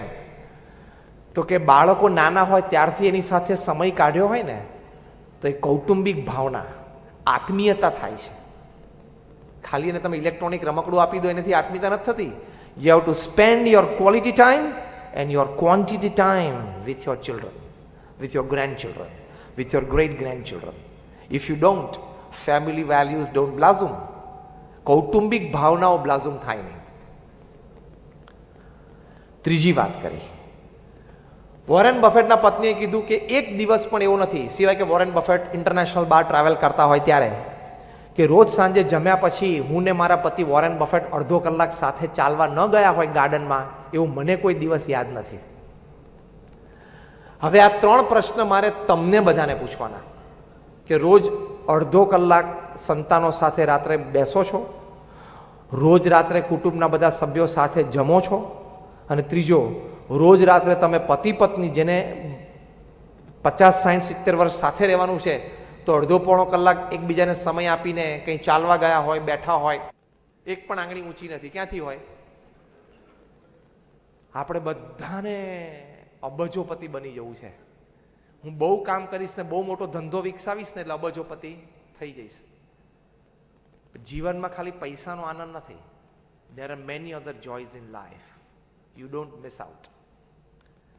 એ તમને મોટી ઉંમરે ખબર પડશે, અત્યારે ખબર નહીં પડે. એટલે આ બેલેન્સ કરવું પડે. વોરેન બફેટ આ બેલેન્સ કર્યું, એ મૂર્ખ. અને આપણે રાત દિવસ ધંધાનો વિચાર કરીએ છીએ, એ આપણે ડાયા. વોરેન બફેટના પત્નીએ કીધું કે સાંજે 6 વાગે એટલે વોરેન બફેટ એમનો મોબાઈલ ઓફ કરી દે છે. આ તો બહુ જ અઘરું છે. 6 વાગ્યા પછી એને કઈ કામ નહીં રહેતું એમ ને? અગેન તમને યાદ કરાવું છું, હું જે વ્યક્તિની વાત કરું છું $100 અબજ માણસ છે. હા, his personal wealth is more than the GDP of 130 countries individually. દુનિયાના 130 દેશોના વ્યક્તિગત જીડીપી કરતા આ માણસ મોટો છે. એટલે દુનિયાના 130 દેશમાંથી કોઈ પણ દેશને ઊભો ખરીદી લેવો હોય ને એટલી આ માણસમાં તાકાત છે. ઇન શોર્ટ, હું એની વાત કરું છું. એના બધા પૈસા લઈને સુરતમાં ઇન્વેસ્ટ કરે ને તો આખા સુરતને પૃથ્વીની જેમ ફેરવી નાખે. તંત્ર અડધું સુરત બેઠું ખરીદી લે એવી તાકાત છે એની. એ માણસની આ વાત ચાલે છે. હા, તો મેં તમને એક વ્યક્તિની વાત કરી, આવી 50 વ્યક્તિઓની વાતો મને ખબર છે. They have understood life. જીવન શું છે ને સમજ્યા છે. એટલે વોરેન બફેટને ક્યારેય ટેન્શન નથી. અને આપણે 6 વાગ્યા પછી મોબાઈલ ચાલુ રાખીએ છીએ. 6 વાગ્યા નહીં, રાત્રે 11 વાગે, રાત્રે 11:30 વાગે, 11:15 વાગે સુતી વખતે પણ પાછો મોબાઈલ જોઈએ. કોઈનું વોટ્સઅપ છે, કોઈનું SMS છે. તે રાત્રે 11 વાગ્યા સુધી તું મોબાઈલ ચાલુ રાખે છે એટલે તું પ્રાઇમ મિનિસ્ટર ઓફિસમાંથી કોઈ ફોનની અપેક્ષા રાખસ? તને એમ કે તને 2G વિશે ને સ્પેક્ટ્રમ વિશે ને કોલ સ્કેમ વિશે બહુ ખબર છે એટલે કોઈક દિવસ જોઈન્ટ પાર્લામેન્ટરી કમિટી માટે તમને PMO માંથી ઇન્વિટેશન આપે એમ તમે માનો છો? આ તો કદાચ નરેન્દ્રભાઈને તમારી તાત્કાલિક જરૂર પડી એવું તમે માનો છો? ભાઈ, તમારી જરૂર કોઈ નથી. આજે ખાલી આ સેમિનાર પતે પછી ટ્રાય તો કરજો. બંધ નહીં, સાયલેન્ટ ઉપર રાખજો ને ફોન આવે તો જોજો. ઇમરજન્સી હોય ને, જન્મ મરણનો ખેલ હોય ને તો ફોન ઉપાડજો. બાકી રિંગ જવા દેજો, ભલે મિસ કોલમાં જાય. તમે જુઓ તો ખરા, કાલ સવારે ભારતના પ્રધાનમંત્રી કે ભારતના રાષ્ટ્રપતિ કે સુપ્રીમ કોર્ટના જજ કે મુખ્યમંત્રી કે કોઈ મિનિસ્ટર કે કોઈ મોટી વ્યક્તિ તમારી પરવાનગી વગર, તમને જણાવ્યા વગર રાજીનામું આપે છે કે નહીં? તમને એમ છે કે કદાચ એ લોકોને કંઈક મોટો નિર્ણય લેવો હોય, મારી જરૂર પડી એટલે હું 12 વાગે ફોન ચાલુ રાખું છું? આપણા જેવા ભારતમાં 125 કરોડ છે. આપણે કોઈએ કેફ રાખવાની અમારે કે તમારે જરૂર નથી કે મારા વગર છે ને સ્વામી મારે તો ફોન ચાલુ જ રાખવો પડે, મારા વગર આ તંત્ર અટકે. બધા ઘણા શબ્દ બોલે છે, મારા વગર આ તંત્ર અટકે. એકચ્યુઅલી તારા વગર વધારે સારું ચાલશે. ટ્રાય કર, બોલ. કારણ કે મિસિસ ઇન્દિરા ગાંધી હતા ને ત્યારે ભારત એવું માનતું હતું કે મિસિસ ગાંધી વગર ભારત ના ચાલે. જયારે ઈરાનના શાહ હતા ને ત્યારે લોકો માનતા હતા કે શાહ ના હોય ને તો ઈરાન ના ચાલે. 25 વર્ષ ઈરાન ઉપર રાજ કર્યું. જયારે રોનાલ્ડ રેગન અમેરિકાના પ્રેસિડેન્ટ હતા ને ત્યારે લોકોને એમ થતું કે આવો પ્રેસિડેન્ટ હોય ને તો જ અમેરિકા સંભવે, બાકી અમેરિકા મહાસત્તા ના રહી શકે. રેગન તો જોઈએ જ. આજે 3 માંથી કોઈ નથી ને તો ત્રણેય દેશોએ ખૂબ પ્રગતિ કરી. એમ તમે કદાચ કુટુંબમાં ના હો ને તો કુટુંબ સુખી હોઈ શકે. ચિંતા નહીં કરવાની. ઘણા બધાના ઘરે તમે સવારે 9 વાગે ઘરેથી નીકળતો છો ને એટલે ઘણા બધાને થતું હશે કે હા હવે સાંજે 6 વાગ્યા સુધી ખાલી જગ્યા તમે પૂરી. હો, શાંતિ. આ સ્ટ્રેસ મેનેજમેન્ટ. તમે સવારે 9 વાગે ઘરેથી નીકળો એટલે ઘરમાં ઘણા બધાને એમ થતું હશે કે હવે સાંજે 6 વાગ્યા સુધી શાંત. જો બધા બોલે છે મોઢેથી, એટલે કોઈએ આપણે એવું માની લેવાની જરૂર નથી કે મારા વગર ઘર ન ચાલે, મારા વગર ધંધો ન ચાલે, મારા વગર વહીવટ નહીં ચાલે. બધું જ ચાલશે, વધારે સારું ચાલશે. You manage your time. સમય મેનેજ કરીને બેલેન્સ કરો, નહીં તો પ્રોબ્લેમ આવશે જ.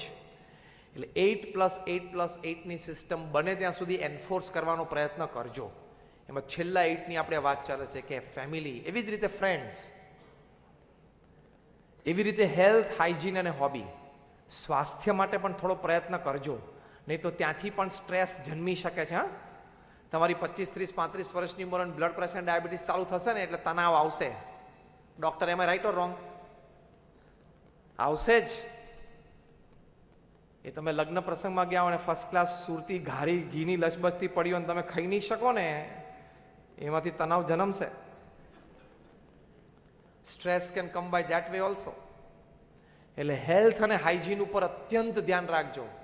સુરતમાં ઓબેસિટીના પ્રશ્નો બહુ વધવા માંડ્યા છે, એટલે કે સ્થૂળપણું, જાડાપણું, એના પ્રશ્નો બહુ વધતા ગયા. કારણ કે અહીંના ખોરાકમાં તેલ મુખ્ય છે. શાક ને બધું જે તેલમાં તરતું હોય છે ને, ભયંકર છે. સુરતમાં હાર્ટ એટેક, કાર્ડિયાક એરેસ્ટનો રેટ પોપ્યુલેશન પ્રમાણે પણ બહુ જ ઊંચો છે. એનું કારણ આ છે, બેઠાડું જીવન. ઓબેસિટી, એસી ઓફિસમાં તમે 8-10 કલાક રહો એટલે જાડાન પોળા થવા જ માંડવાના.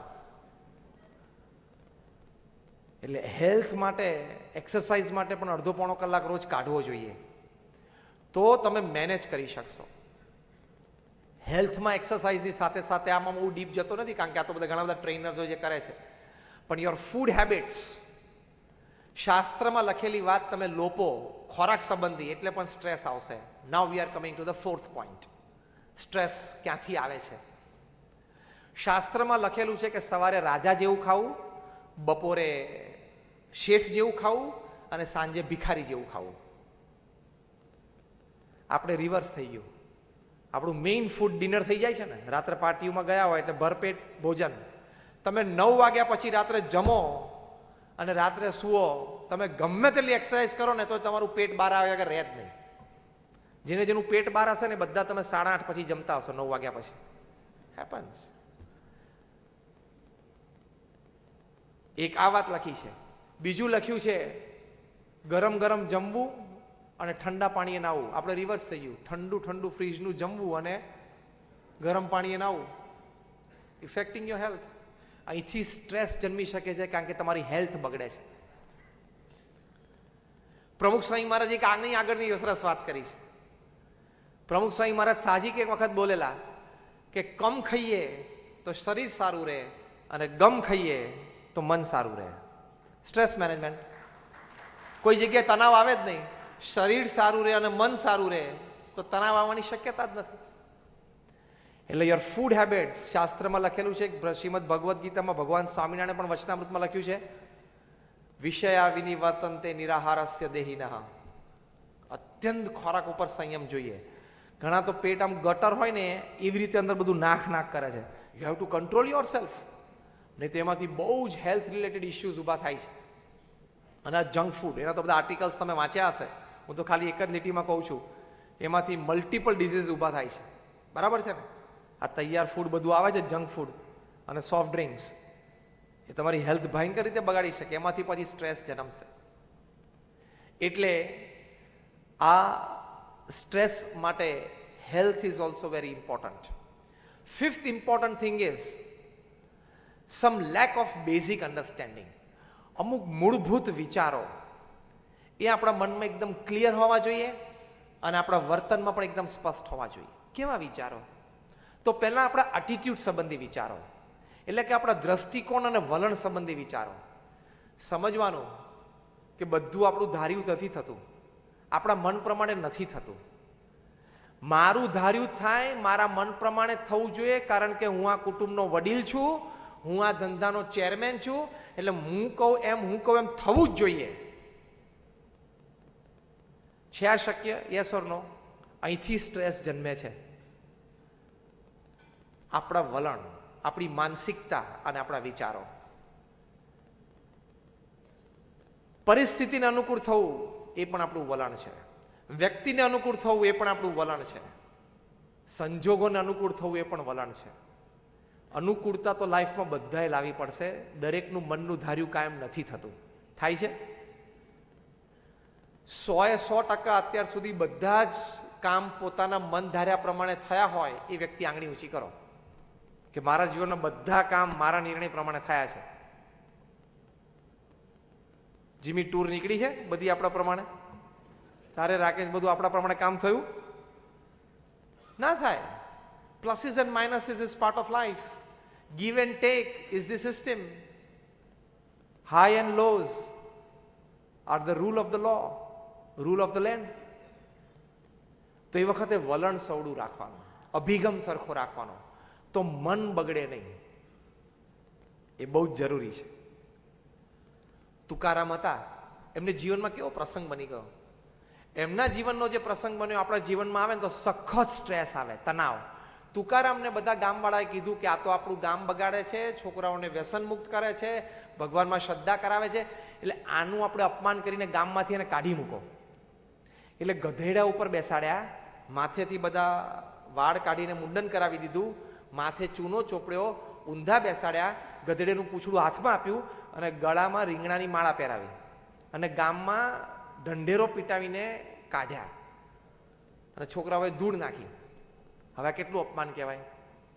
ઘરે પાછા આવ્યા ને ગધેડા પરથી ઉતર્યા એટલે એમના પત્ની કીધું કે હું તો આપઘાત કરી નાખું છું. મારા પતિનું આવું અપમાન ગામમાં હું સહન ન કરી શકું.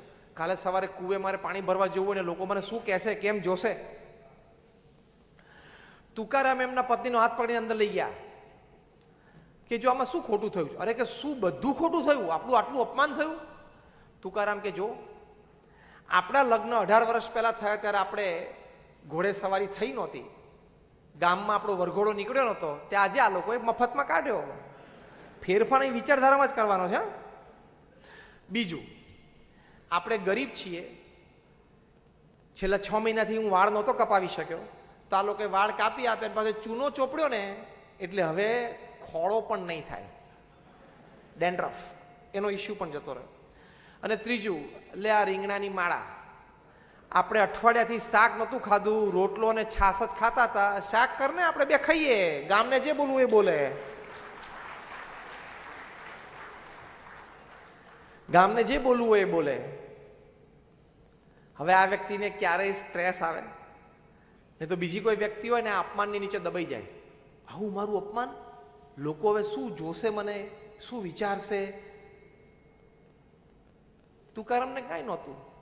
જે થયું એમાંથી પોઝિટિવ શું લેવાનું એટલું જ વિચાર કરવાનો, તો સ્ટ્રેસ નેવર કમ્સ. તણાવ આવે જ નહીં. આપણા જીવનમાં પણ જે જે પ્રસંગો બને છે ને એમાં તમે આવું સવડું વિચારી શકો છો તો સ્ટ્રેસ નહીં આવે. It has been proved that what happens with you is only 10%. How you take it is 90%. તમારી સાથે જીવનમાં કોઈ પણ ઘટના બને ને એની ઇમ્પેક્ટ 10% જ હોય છે. તમે એ ઘટનાને કેવી રીતે લો છો, જોવો છો ને એની ઇમ્પેક્ટ 90% હોય છે. What happens with you is 10%. How you take it is 90%. પ્રમુખ સ્વામી મહારાજ એમના જેટલા સન્માનો થયા છે ને, દુનિયાની મોટી મોટી પાર્લામેન્ટ, કેન્યા કે બ્રિટિશ પાર્લામેન્ટમાં સ્ટેન્ડિંગ ઓવેશન સાથે પ્રમુખ સ્વામી મહારાજના સન્માન થયા છે. અને એવા જ પ્રમુખ સ્વામી મહારાજના અજ્ઞાની લોકોએ તિરસ્કાર કરીને અપમાન પણ કર્યા છે. આ બંને પરિસ્થિતિમાં પ્રમુખ સ્વામી મહારાજનું સંતુલન અમે નજરે જોયું છે. સ્થિરતા. કોઈ માન આપે, હાર પહેરાવે ને કી ટુ ધ સિટી આપે અને સ્ટેન્ડિંગ ઓવેશન.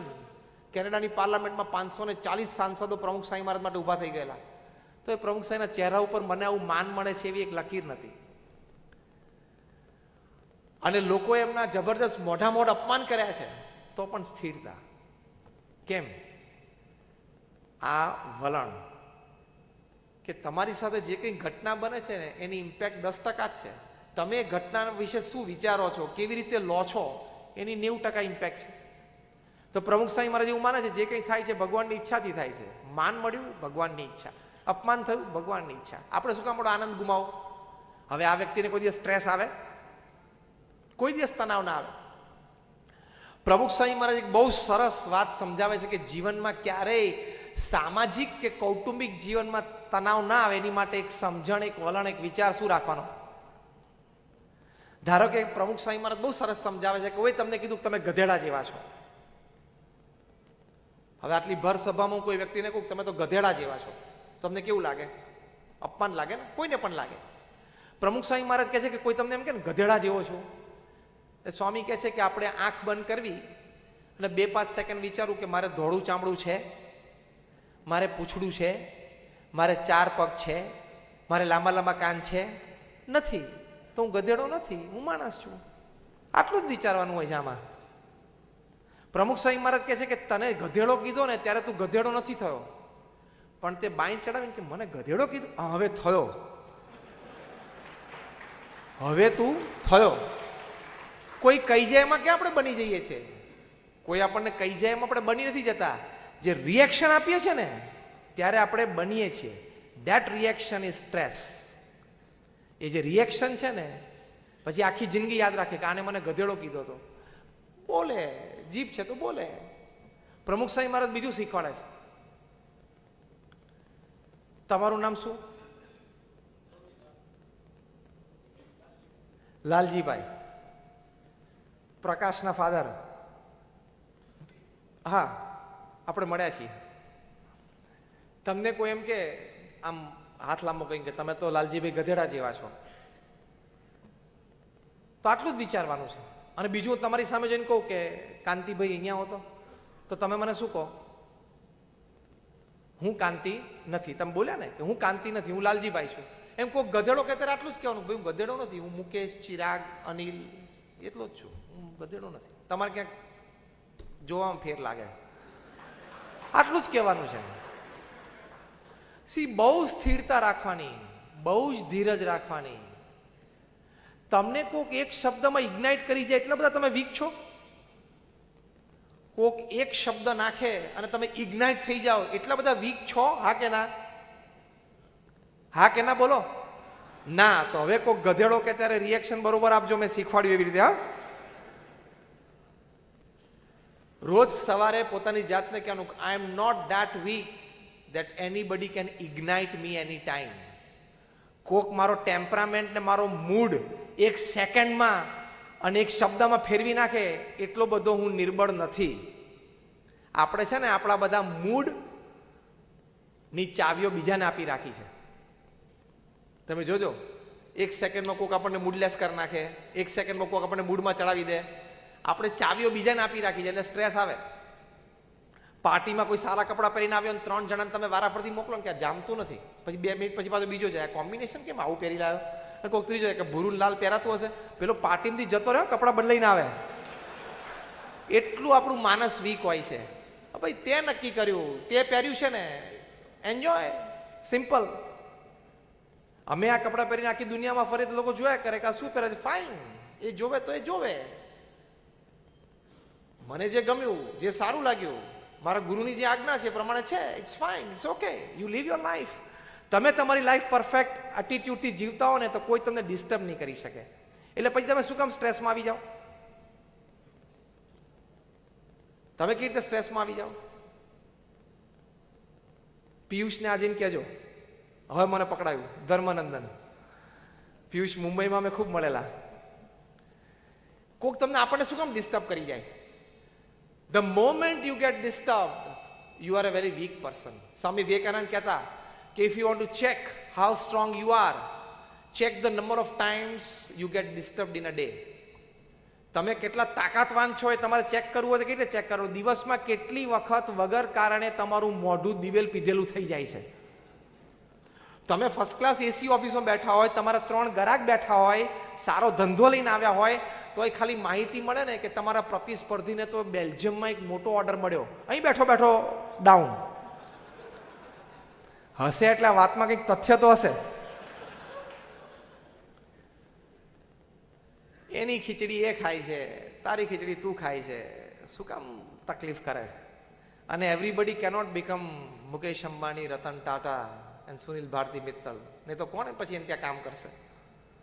બધા મુકેશ અંબાણી, રતન ટાટા બની જાય તો પછી એને ત્યાં કામ કોણ કરશે? એટલે એટીટ્યુડ્સ સવડા રાખવાના, અભિગમ સવડા રાખવાના. પરિસ્થિતિ એવી ઊભી થઈ. પ્રમુખ સ્વામી મહારાજ એક વખત ન્યુયોર્કમાં હતા. એમની જે રૂમ, મુલાકાત રૂમ બહુ નાની છે ત્યાં, કારણ કે જૂનું 70ની સાલનું બાંધકામ હતું. કોઈએ પ્રમુખ સ્વામી મહારાજને કહ્યું કે આ રૂમ બહુ નાની છે. પ્રમુખ સ્વામી મહારાજ સ્પોન્ટેનિયસ બોલ્યા, નાની હોય ને તો સારું, પાવર ઓછો બળે, એસી ઓછું બળે. એક જ અઠવાડિયા પછી પ્રમુખ સ્વામી મહારાજ ટોરન્ટોમાં હતા. ત્યાં નવું બાંધકામ થયેલું, રૂમ મોટી હતી. એ જ વ્યક્તિએ કીધું કે બાપા રૂમ આવડી મોટી જોઈએ. સ્વામી કે રૂમ મોટી હોય ને તો વધારે હરિભક્તો આવી શકે ને આપણે મળી શકીએ, રૂમ મોટી જોઈએ. રૂમ નાની હતી ત્યારે પણ સવડું પડ્યું, રૂમ મોટી થઈ ત્યારે પણ સવડું પડ્યું. આપણે રિવર્સ થઈ જાય છે ને એટલે સ્ટ્રેસ આવે છે. નાની રૂમમાં બેઠા હોય ત્યારે મોટી જોઈએ, અને મોટી રૂમમાં હોય ત્યારે ક્યાં વાળતો નથી, કચરો નથી વાળતો, ના પડ્યું છે, સાફ નતો, નાની હોય જ સારું. જે વખતે જે પરિસ્થિતિ થઈ એ પરિસ્થિતિને તમે જો ધારો ને તો તમારા એડવાન્ટેજ માટે ઉપયોગ કરી શકો. ટોપ મેનેજમેન્ટ ગુરુસ, ફોર્ચ્યુન 500 કંપનીઝના સીઈઓને આ શીખવાડે છે. જે 10,000, 25,000, 50,000 કરોડના વહીવટ કરે છે ને એ બધાને આ શીખવાડે છે. Ken Blanchard, Jim Collins. ગમે તે પરિસ્થિતિ ઊભી થઈ ને, માન કે અપમાન, તિરસ્કાર, ખોટ, લાભ, એને તમે ખૂબ સારી રીતે સમજીને પરિસ્થિતિને ફેરવી શકો તમારા એડવાન્ટેજ માટે. તમને આવડવું જોઈએ. બધું લખાણ ઉપર છે, રજૂઆત, દલીલ, બધું વકીલો કહે છે ને બધું લખાણ ઉપર છે. શબ્દ કયા વાપર્યા, એક શબ્દ ઉપર રમત આમ થઈ જાય અને એક શબ્દ ઉપર રમત આમ થઈ જાય. એમ કોઈ ગધેડો કે તો આપણે આટલું જ વલણ રાખવાનું છે. એટલે that is very very helpful. એટલે આ વલણ, અભિગમ. પ્રમુખ સ્વામી મહારાજ ઘણા વર્ષો પહેલા ફાર્ગો ગાડીમાં વિચરણ કરતા હતા. એક વખત એવું બન્યું કે કંઈક 4-6 મહિનાના ગાળામાં 3 એક્સિડન્ટ થયા. એટલે કોઈએ કીધું પ્રમુખ સ્વામીને કે આ ગાડી બહુ અપશુકનિયાળ છે, કાઢી નાખવી જોઈએ. 6 મહિનામાં 3 એક્સિડન્ટ થયા.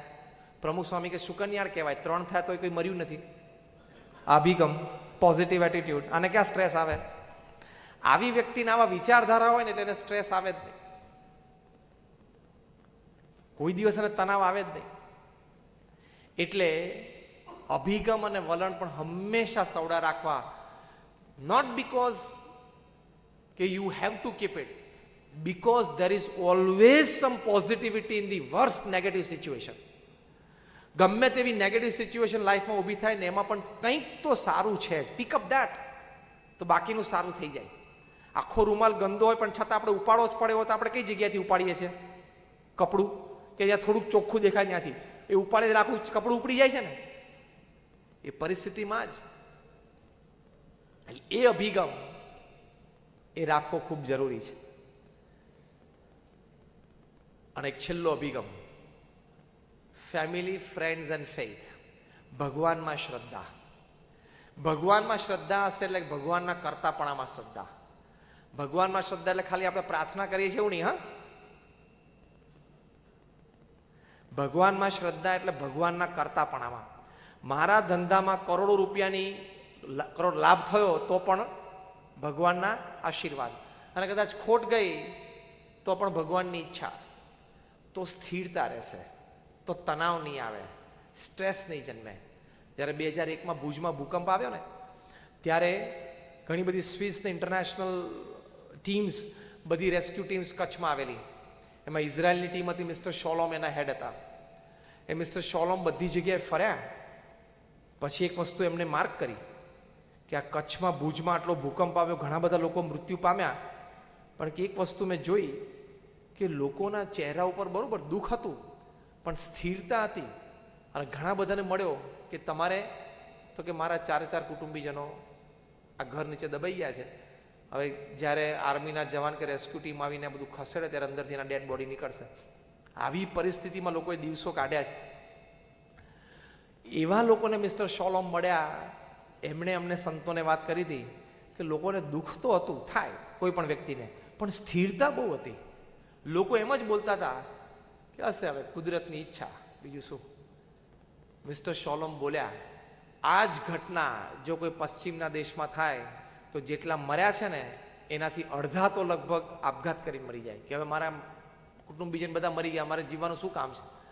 અને આપણે ત્યાં તો એવા પ્રસંગો હતા કે એના 4 5 કુટુંબીજનો ઘર નીચે દબાઈ ગયા હોય ને છતાં એ વ્યક્તિ કોઈક જગ્યાએ કાઉન્ટર ઉપર ઉભા રહીને ફૂડ સર્વ કરવાનું ચાલુ કરે, કોઈક જગ્યાએ સેવામાં જોડાઈ જાય કે હવે જે થવાનું તો થયું પણ હવે જે બચ્યું છે તો રહીએ. આ મેન્ટાલિટી જ વેસ્ટમાં નથી, એવું મિસ્ટર શોલોમે કહ્યું. ભગવાનમાં શ્રદ્ધાથી જીવનમાં કપરી પરિસ્થિતિ સહજતાથી ઓળંગી શકાય છે. એ પણ હજારો પ્રસંગો છે, એના પણ હજારો પ્રસંગ છે. એટલે ભગવાનમાં શ્રદ્ધા. થોમસ અલ્વા એડિસન હતા જેણે આપણને આ લાઇટ આપી. 10,000થી પણ વધારે પ્રયોગો કરેલા, એના રેકોર્ડ્સ બધા મેન્ટેન કરતા હતા. એક દિવસ રાત્રે આગ લાગી. એડિસન ઇન્ડસ્ટ્રીઝ આખી આગમાં ખાખ થઈ ગઈ. સવારે કોઈ એમના પાડોશી કીધું કે સર તમારી આખી ફેક્ટરી બળીને ખાખ થઈ ગઈ. એડિસન બ્રશ કરતા હતા એમ એના નાના દીકરાને કે ચલ, જઈને ત્યાં જોયું તો બધો રાખનો ઢગલો થઈ ગયેલો. એના નાના દીકરાને કીધું એડિસને કે જ્યારે તારા મમ્મીને બોલાવી લાવ, તારી મમ્મી આટલી બધી એશ રાખ સાથે નહીં જોઈ હોય, એ પણ એક ઢગલો જોઈ લે. કેટલી સ્થિરતા હશે માણસને. એમના પત્નીએ જોયું કે આપણે આખી ફેક્ટરી બળી ગઈ, એ તો ત્યાં જ હાર્ટ એટેક આવવા જેવું થઈ ગયું પરિસ્થિતિ. એડિસને એમને પકડી રાખ્યા. અને એડિસન શું બોલ્યા આકાશમાં જોઈને? Thank God all my mistakes have burned up. ભગવાન તમારો આભાર, મારી બધી ભૂલો બળી ગઈ. I will start afresh from tomorrow. કાલે સવારે હું ફરી વખત શરૂ કરીશ.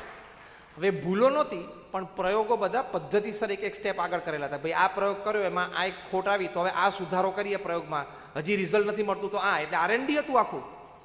આખું R&D નો રેકોર્ડ હતો. પણ બળી ગયું ત્યારે શું બોલ્યા? ભૂલો હતી, બળી ગઈ. બીજા દિવસથી ફરી વખત કામ ચાલુ કરી દીધું. અને આપણે અહીંયા બેઠા છીએ. આ લાઇટ, પ્રકાશ એ એડિસનની ગિફ્ટ છે આપણને. કેટલી સ્થિરતા કહેવાય. અને આપણે ખિસ્સામાંથી 50ની નોટ પડી ગઈ ને ક્યારે પડી ગઈ 5 મિનિટ કાઢ નાખે. હવે જો ગઈ તો છે જ.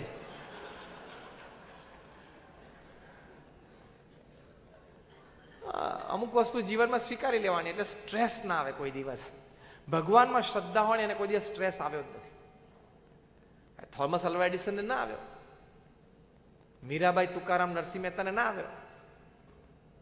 તો એ ભગવાનમાં શ્રદ્ધા એ બહુ જ ઇમ્પોર્ટન્ટ વસ્તુ છે. એની માટે નિત્ય પ્રાર્થના કરવી. હવે આ પણ તમને એમ લાગશે કે સાધુ છું એટલે રોજ ભગવાનને પ્રાર્થનાની વાત કરું છું. હું તમને 100 મહાન વૈજ્ઞાનિકોના નામ આપું. Thomas Alva Edison, sir Isaac Newton, Archimedes, Albert Einstein, આ દુનિયાના પ્રથમ 100 વૈજ્ઞાનિકો રોજ પ્રાર્થના કરતા હતા. મૂર્ખ હતા? ફોર્ચ્યુન 500 કંપનીઝના CEOsને ટ્રેન કરનારા બધા મેનેજમેન્ટ ગુરુ છે. 1 મિનિટ બોલવાના 1 લાખ રૂપિયા લે છે. એટલે કે 1 કલાક બોલવાના $1 લાખ ચાર્જ કરે છે. એ પણ એમના સેમિનાર્સમાં રોજ ભગવાનને પ્રાર્થના કરવાનું શીખવાડે છે. તો શું એ બધા મૂર્ખ છે? એને સાંભળનારા મૂર્ખ છે? એટલે ભગવાનમાં શ્રદ્ધા. અને તમે આંખ ખુલ્લી રાખીને જુઓ ને તો પણ ભગવાનના કર્તૃત્વ શક્તિ, ભગવાનમાં શ્રદ્ધા મનાય. એકવાર સેમિનારમાં હું વાત કરતો ત્યારે મને કોઈ પૂછ્યું કે તમે ભગવાનની વાત કરો, તમે ભગવાનને જોયા છે? મેં કહ્યું હા જોયા છે. Confidently I said yes I have seen God. તો કે હા. મેં કહ્યું એવરી ડે 24/7 365 જોઉં છું. તો કે અમને દેખાડી શકો? મેં કહ્યું હા. તો મને કે ક્યારે? મેં કહ્યું હમણાં. બોલો અધીર થઈ ગયા બધા. Can you show us God? I said yes. When? I said now. અત્યારે. રોજ આપણે સૂર્યને જોઈએ છે ને, શાસ્ત્રમાં સૂર્યને દેવ કયા છે, પણ ચાલો તમે શાસ્ત્રની વાત ના માનો. Let me talk science. હું વિજ્ઞાનની વાત કરું. ભગવાનનું પહેલું લક્ષણ શું? Power, energy. એ ભગવાનની પહેલી શક્તિ છે ને. સૂર્યનો પાવરનું રિપ્લેસમેન્ટ છે? ધારો કે કોઈ કારણસર કાલ સવારે સૂર્ય એમ કે આજે આપણે નથી ઉગવું, ચલો, તો આ નાસાના બધા વૈજ્ઞાનિકો, યુરોપિયન સ્પેસ એજન્સીના વૈજ્ઞાનિકો, આપણા ઈસરોના બધા વૈજ્ઞાનિકો, પૃથ્વી ઉપર 5000 વૈજ્ઞાનિકો ભેગા થાય, આસ્તિક હોય આસ્તિક ને નાસ્તિક ના સરદાર હોય નાસ્તિક, પણ એ 5000 વૈજ્ઞાનિકોની તાકાત છે કે સૂર્ય ના ઉગે તો અજવાળું પાથરી શકે પૃથ્વી ઉપર? યસ ઓર નો? પૃથ્વી ઉપર સળગાવા જેવી જેટલી વસ્તુ છે ને બધી સળગાવો, તેલના કુવા ને કાગળ ને કાપડ ને બધું, તો એ સવાર પડે? સવારે તો એ ઉગ્યા ને 9 કરોડ માઇલ દૂર છે, 13 લાખ કિલોમીટર દૂર છે, ત્યાંથી ઉગે ને પછી જ સવાર પડે. એનું કોઈ રિપ્લેસમેન્ટ જ નથી. That is God. A power. આ સીધું દેખાય છે ને કે ભગવાન છે. ત્યાં સૂર્ય ઉપર હમણાં નાસાએ શોધ્યું, હું 10 મિનિટ વધારે લઉં તો ચિંતા નથી ને? બધાને જમવાનું છે જ, પ્રેમથી, એટલે ચિંતા ના કરતા. આ તો શું પેલું પાછળ બધું ગોઠવા માંડ્યું, સુગંધ આવવા માંડે ને તો પાછો પ્રશ્ન. હમણાં નાસાએ શોધ્યું કે સૂર્યની સરફેસ ઉપરથી ગરમી અહીંયા આવે છે. તમે વિચાર કરો, 13 લાખ કિલોમીટર દૂરથી આટલી ગરમી ફેંકી શકે. સૂર્યની સપાટી ઉપર દર સેકન્ડે 60,000 કરોડ ટન હાઇડ્રોજન ગેસ હિલિયમમાં ફેરવાય છે. 60,000 કરોડ ટન હાઇડ્રોજન ગેસ હિલિયમમાં ફેરવાઈ જાય છે. એની જે હીટ ઉત્પન્ન થાય છે, જે તેજ ઉત્પન્ન થાય છે ને, એમાંથી 2 કિરણો પૃથ્વી ઉપર પડે છે અને 50 કરોડ યોજન પૃથ્વી ઉપર અજવાળા પાથરી જાય છે. આવી તાકાત. આપણે સૂર્યની વાત કરી અત્યાર સુધીમાં કેટલો ગેસ ફેરવાઈ ગયો? પતી ગયું. તમારા સુપર કોમ્પ્યુટરે પતી ગયા, કેલ્ક્યુલેટર તો પતી ગયા, મોબાઈલના સુપર કોમ્પ્યુટરે પતી ગયા. ઝીરો આટલા આવવા જોઈએ ને ડિજિટમાં. હવે એટલો ગેસ પૃથ્વી ઉપરથી કાઢવો હોય તો ધારો કે એટલો ગેસ કાઢ્યો એટલે પૃથ્વી આવડી થઈ જાય, લીંબુ જેવડી. એટલો પાવર છે એનો. બીજું, 7 અબજની વસ્તી સવારના પોરમાં ઉઠીને ધૂળ નાખવા માંડે. ખરી 45 ડિગ્રી ટેમ્પરેચર શેનો વરસાવે? ઢાંકી દઉં. 7 અબજની વસ્તી ધૂળ ને પ્લાસ્ટિક ને પેલા કંતાને બધું ઊંચું કરવા માંડે, ત્યારે ડાઘ લાગે. ધૂળ નાખે તો એ ધૂળ ક્યાં આવીને પડે? આપણે માથે. અને સૂર્યને ઢાંકવાનો પ્રયત્ન કરો તો ઢંકાય. અને એને ત્યાંથી એમ થાય કે પૃથ્વીની પ્રજાપતિ દોઢ થાય છે, લાય 2-4 ડિગ્રી વધારે દઉં તો પતી જાય આપણો કાર્યક્રમ. કે આ બધા દોઢ થાય છે નીચેથી, લાવો જરા પેલું ટેમ્પરેચર થોડુંક વધારું અને 50 ને 52 ને 55 અડાડી દે તો કાર્યક્રમ પૂરો. કશું ના થાય. આ તો એક સૂર્યની વાત કરી. આવા 1000 ફેક્ટર્સ એવા છે કે જે આપણી લાઈફ એની ઉપર આપણે ડિપેન્ડન્ટ છે. એક ભગવાનની શક્તિ છે. 400 વૈજ્ઞાનિકોની સભામાં મેં પ્રશ્ન પૂછેલો, મને 400 માંથી કોઈ જવાબ નથી આપી શક્યા. મેં કહ્યું, આ ગુરુત્વાકર્ષણનો ફોર્સ છે ને, જેના લીધે આપણે પૃથ્વી ઉપર ખેંચીને રહીએ છીએ, એને નામ આપણે ગ્રેવિટેશન આપ્યું છે. એ ક્યાંથી જન્મે છે? આટલી બધી તાકાત, ખેંચવાની તાકાત પૃથ્વીની, ગ્રેવિટેશન, એનો ઉદ્ભવ સ્થાન શું છે? અને પૃથ્વી પર એક વ્યક્તિ હતો ત્યારે પણ ગ્રેવિટેશન માપમાં હતું, અને 7 અબજ છે ત્યારે માપમાં છે, અને આખી પૃથ્વી ઉપર માપમાં છે. એવું નથી કે ન્યુઝીલેન્ડમાં પેલી નદીની પેલી બાજુ જઈએ ને ત્યાં પગ અડધા અંદર જતા રહે છે, ત્યાં ગુરુત્વાકર્ષણ વધારે છે, અને ન્યુયોર્કની પેલી બાજુ જઈએ તો ગુરુત્વાકર્ષણ ઓછું છે, તો 2 ફૂટ ઉપર ઉડીએ છે. એવું થાય છે? પૃથ્વી ઉપર ગમે ત્યાં તમે જાઓ તો વધારે ખેંચાઈ જતો અથવા વધારે હલકાપણાનો અનુભવ નથી થતો. Equal distribution of energy, pulling power ગુરુત્વાકર્ષણનો. એ કોક માઇન્યુટલી અરેન્જ કરતો હોય ને તો થાય, બાકી ના થાય. મેં 400 વૈજ્ઞાનિકોને ચેલેન્જ આપી કે આ ગ્રેવિટેશન, ગુરુત્વાકર્ષણ તમે નામાભીકરણ એનું કર્યું છે, એ જન્મે છે ક્યાંથી મને કહો. Nobody answered. અને જન્મે છે ને 7 અબજની વસ્તીને, કરોડો ઢોરને પકડી રાખે છે, તો એનર્જી યુઝ થતી હોવી જોઈએ ને. હું તમારો હાથ ખેંચું તો મારી કંઈક શક્તિનો ઉપયોગ થયો ને. એમ 7 અબજની વસ્તીને ખેંચી રાખે તો શક્તિનો ઉપયોગ થયો ને. તો ઉપયોગ થઈ ગયો તો એ ઘટે છે, અને ઘટે છે તો પાછી ક્યાંથી બને છે, અને જેટલી ઘટી એટલી જ બને છે. બોલો, નોબડી કેન આન્સર. 400 વૈજ્ઞાનિક આન્સર ના આપે તો આપણે તમેનું શું આન્સર આપવાના? આવી તો બધી 1000 વસ્તુ છે. પૃથ્વી જે સ્પીડે ફરે છે 1,00,000 કિલોમીટર પર આવર, 1 કલાકની 1,00,000 કિલોમીટરની સ્પીડે ફરે છે. ધારો કે કાલ કંઈક આટા બાટા ઓછા થઈ ગયા, ઓછી ફરવા માંડે તો,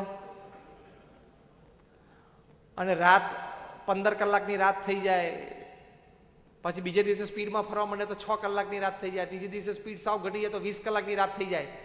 તો ઓફિસે જવું ક્યારે? જમવું ક્યારે? ઉઠવું ક્યારે? ખબર પડી ને? 2 દિવસો બધા કાર્યક્રમ બંધ થઈ જાય. કે લગ્નનું મુહૂર્ત તો કે હવાર પડે પછી થાય ને, કે 20 કલાક તો રાત ચાલે.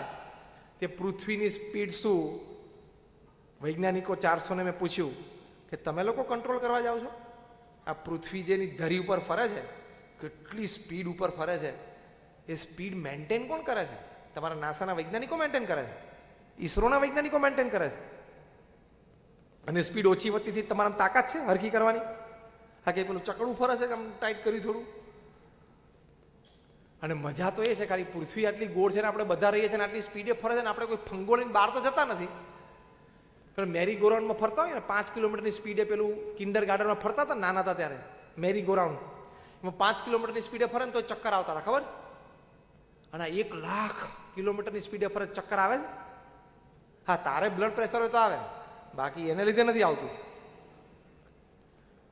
5 કિલોમીટરમાં ચક્કર આવે છે ને 1,00,000 કિલોમીટરમાં ચક્કર નથી આવતા. ભગવાનની કર્તૃત્વ શક્તિ છે. આ તો મેં તને સ્પીડની વાત કરી, ગ્રેવિટેશનની વાત કરી, સૂર્યની વાત કરી. આવી 1000 વસ્તુ છે જેના કોઈ જવાબ વિજ્ઞાન પાસે નથી. હું એમને I am also man of science, હું પણ વિજ્ઞાન ભણેલો છું. આ કોઈ જવાબ, આવા તો હજારો જવાબ વિજ્ઞાન પાસે નથી અને નથી આવવાના. એટલે વિજ્ઞાનની 2-3 વસ્તુ છે એટલે એમ નહીં સમજવાનું કે વિજ્ઞાન મોટું થઈ ગયું. સુપર કોમ્પ્યુટર તમારી કરતા વધારે કામ કરે છે કે નહીં? સુપર કોમ્પ્યુટર જાણો ને, તમારી ઓફિસનું કોમ્પ્યુટર તમારી કરતા વધારે કામ કરે છે કે નહીં? યાદ શક્તિ એની વધારે કે ઓછી? તમે આજે ટાઈપ કરો કે 3 ઓક્ટોબરે સાંજે TGBમાં રાકેશભાઈ અને જીમીના આમંત્રણથી હું ત્યાં ફંક્શનમાં ગયેલો અને આ વાત સાંભળી હતી એ ટાઈમ, અને પછી 20 વર્ષ પછી આ ડેટ ખોલો એટલે સ્ક્રીન ઉપર શું આવે? આવી જાય કે તરત યાદ? અને ગઈકાલ બપોર શું જમ્યા હતા બોલો તો? કોઈને શાક યાદ નથી ગઈકાલ બપોરનું, અને કોમ્પ્યુટર 20 વર્ષે યાદ રાખશે. એનો મતલબ કે કોમ્પ્યુટરની યાદ શક્તિ આપણી કરતા વધારે સારી, આપણી કરતા વધારે સારું કામ કરે છે. તમને આટલો મોટો હિસાબ લઈને બેસો તમે કરી શકો? કમ્પ્યુટર આપી શકે, પણ એ કોમ્પ્યુટર જન્મ્યું છે ક્યાંથી? માણસના મગજમાંથી. કાલે સવારે કોમ્પ્યુટર એમ કે તારા મગજ કરતા તો વધારે કામની કાર્યશક્તિ મારામાં છે, તો એક 10 વર્ષનો છોકરો ઓફિસ બંધ કરી દે સ્વિચ, તો કોમ્પ્યુટર ડબલું થઈ જાય. આપણા કરતા વધારે કામ કરે છે એનો મતલબ એમ નથી કે આપણો એ માલિક છે, છતાંય આપણું ગુલામ છે. એમ આપણા મગજમાંથી 2-4 વિજ્ઞાનના સારા વિચારો આવ્યા, એ આપણું મગજ કોમ્પ્યુટર છે, ચલાવનારો કોઈક બીજો છે. એ ઉપરથી વિચાર આપે છે ને ત્યારે અહીંયા ગોઠવાય છે. What is computer to you is you two God.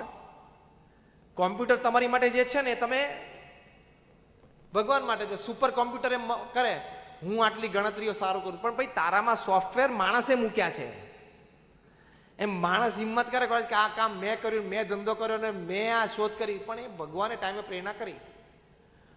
લોહી પણ ટાઈમે બની જશે, આપણી આંખે આપણે જોશું. અત્યારે બ્લડ ડોનેશન કેમ્પ કરવા પડે છે ને, એ બધા બંધ થશે એક દિવસ. અત્યારે જે બધું છે એ બધું ક્યાં આપણે કલ્પના કરી હતી, આવ્યું ને? એમ એક દિવસ વૈજ્ઞાનિકો લેબોરેટરીમાં પણ બ્લડ બનાવશે, એની પણ તારીખ ભગવાને નક્કી કરી રાખી હશે કે આ તારીખ આ સમયે આ દેશનો આ વૈજ્ઞાનિક લોહી બનાવશે. એટલે એમ નહીં માનવાનું કે હો લોહી, એ તો નક્કી કરેલા સિસ્ટમ પ્રમાણે ચાલે છે, કઠપુતલી પ્રમાણે. એ ભગવાન કરતા હરતા છે. અને જો એ ના હોય તો અહીં બેઠેલા કોઈ છાતી ઠોકીને કહી શકે કાલ સવારે હું ઉઠવાનો છું? લાલજીભાઈ બોલો.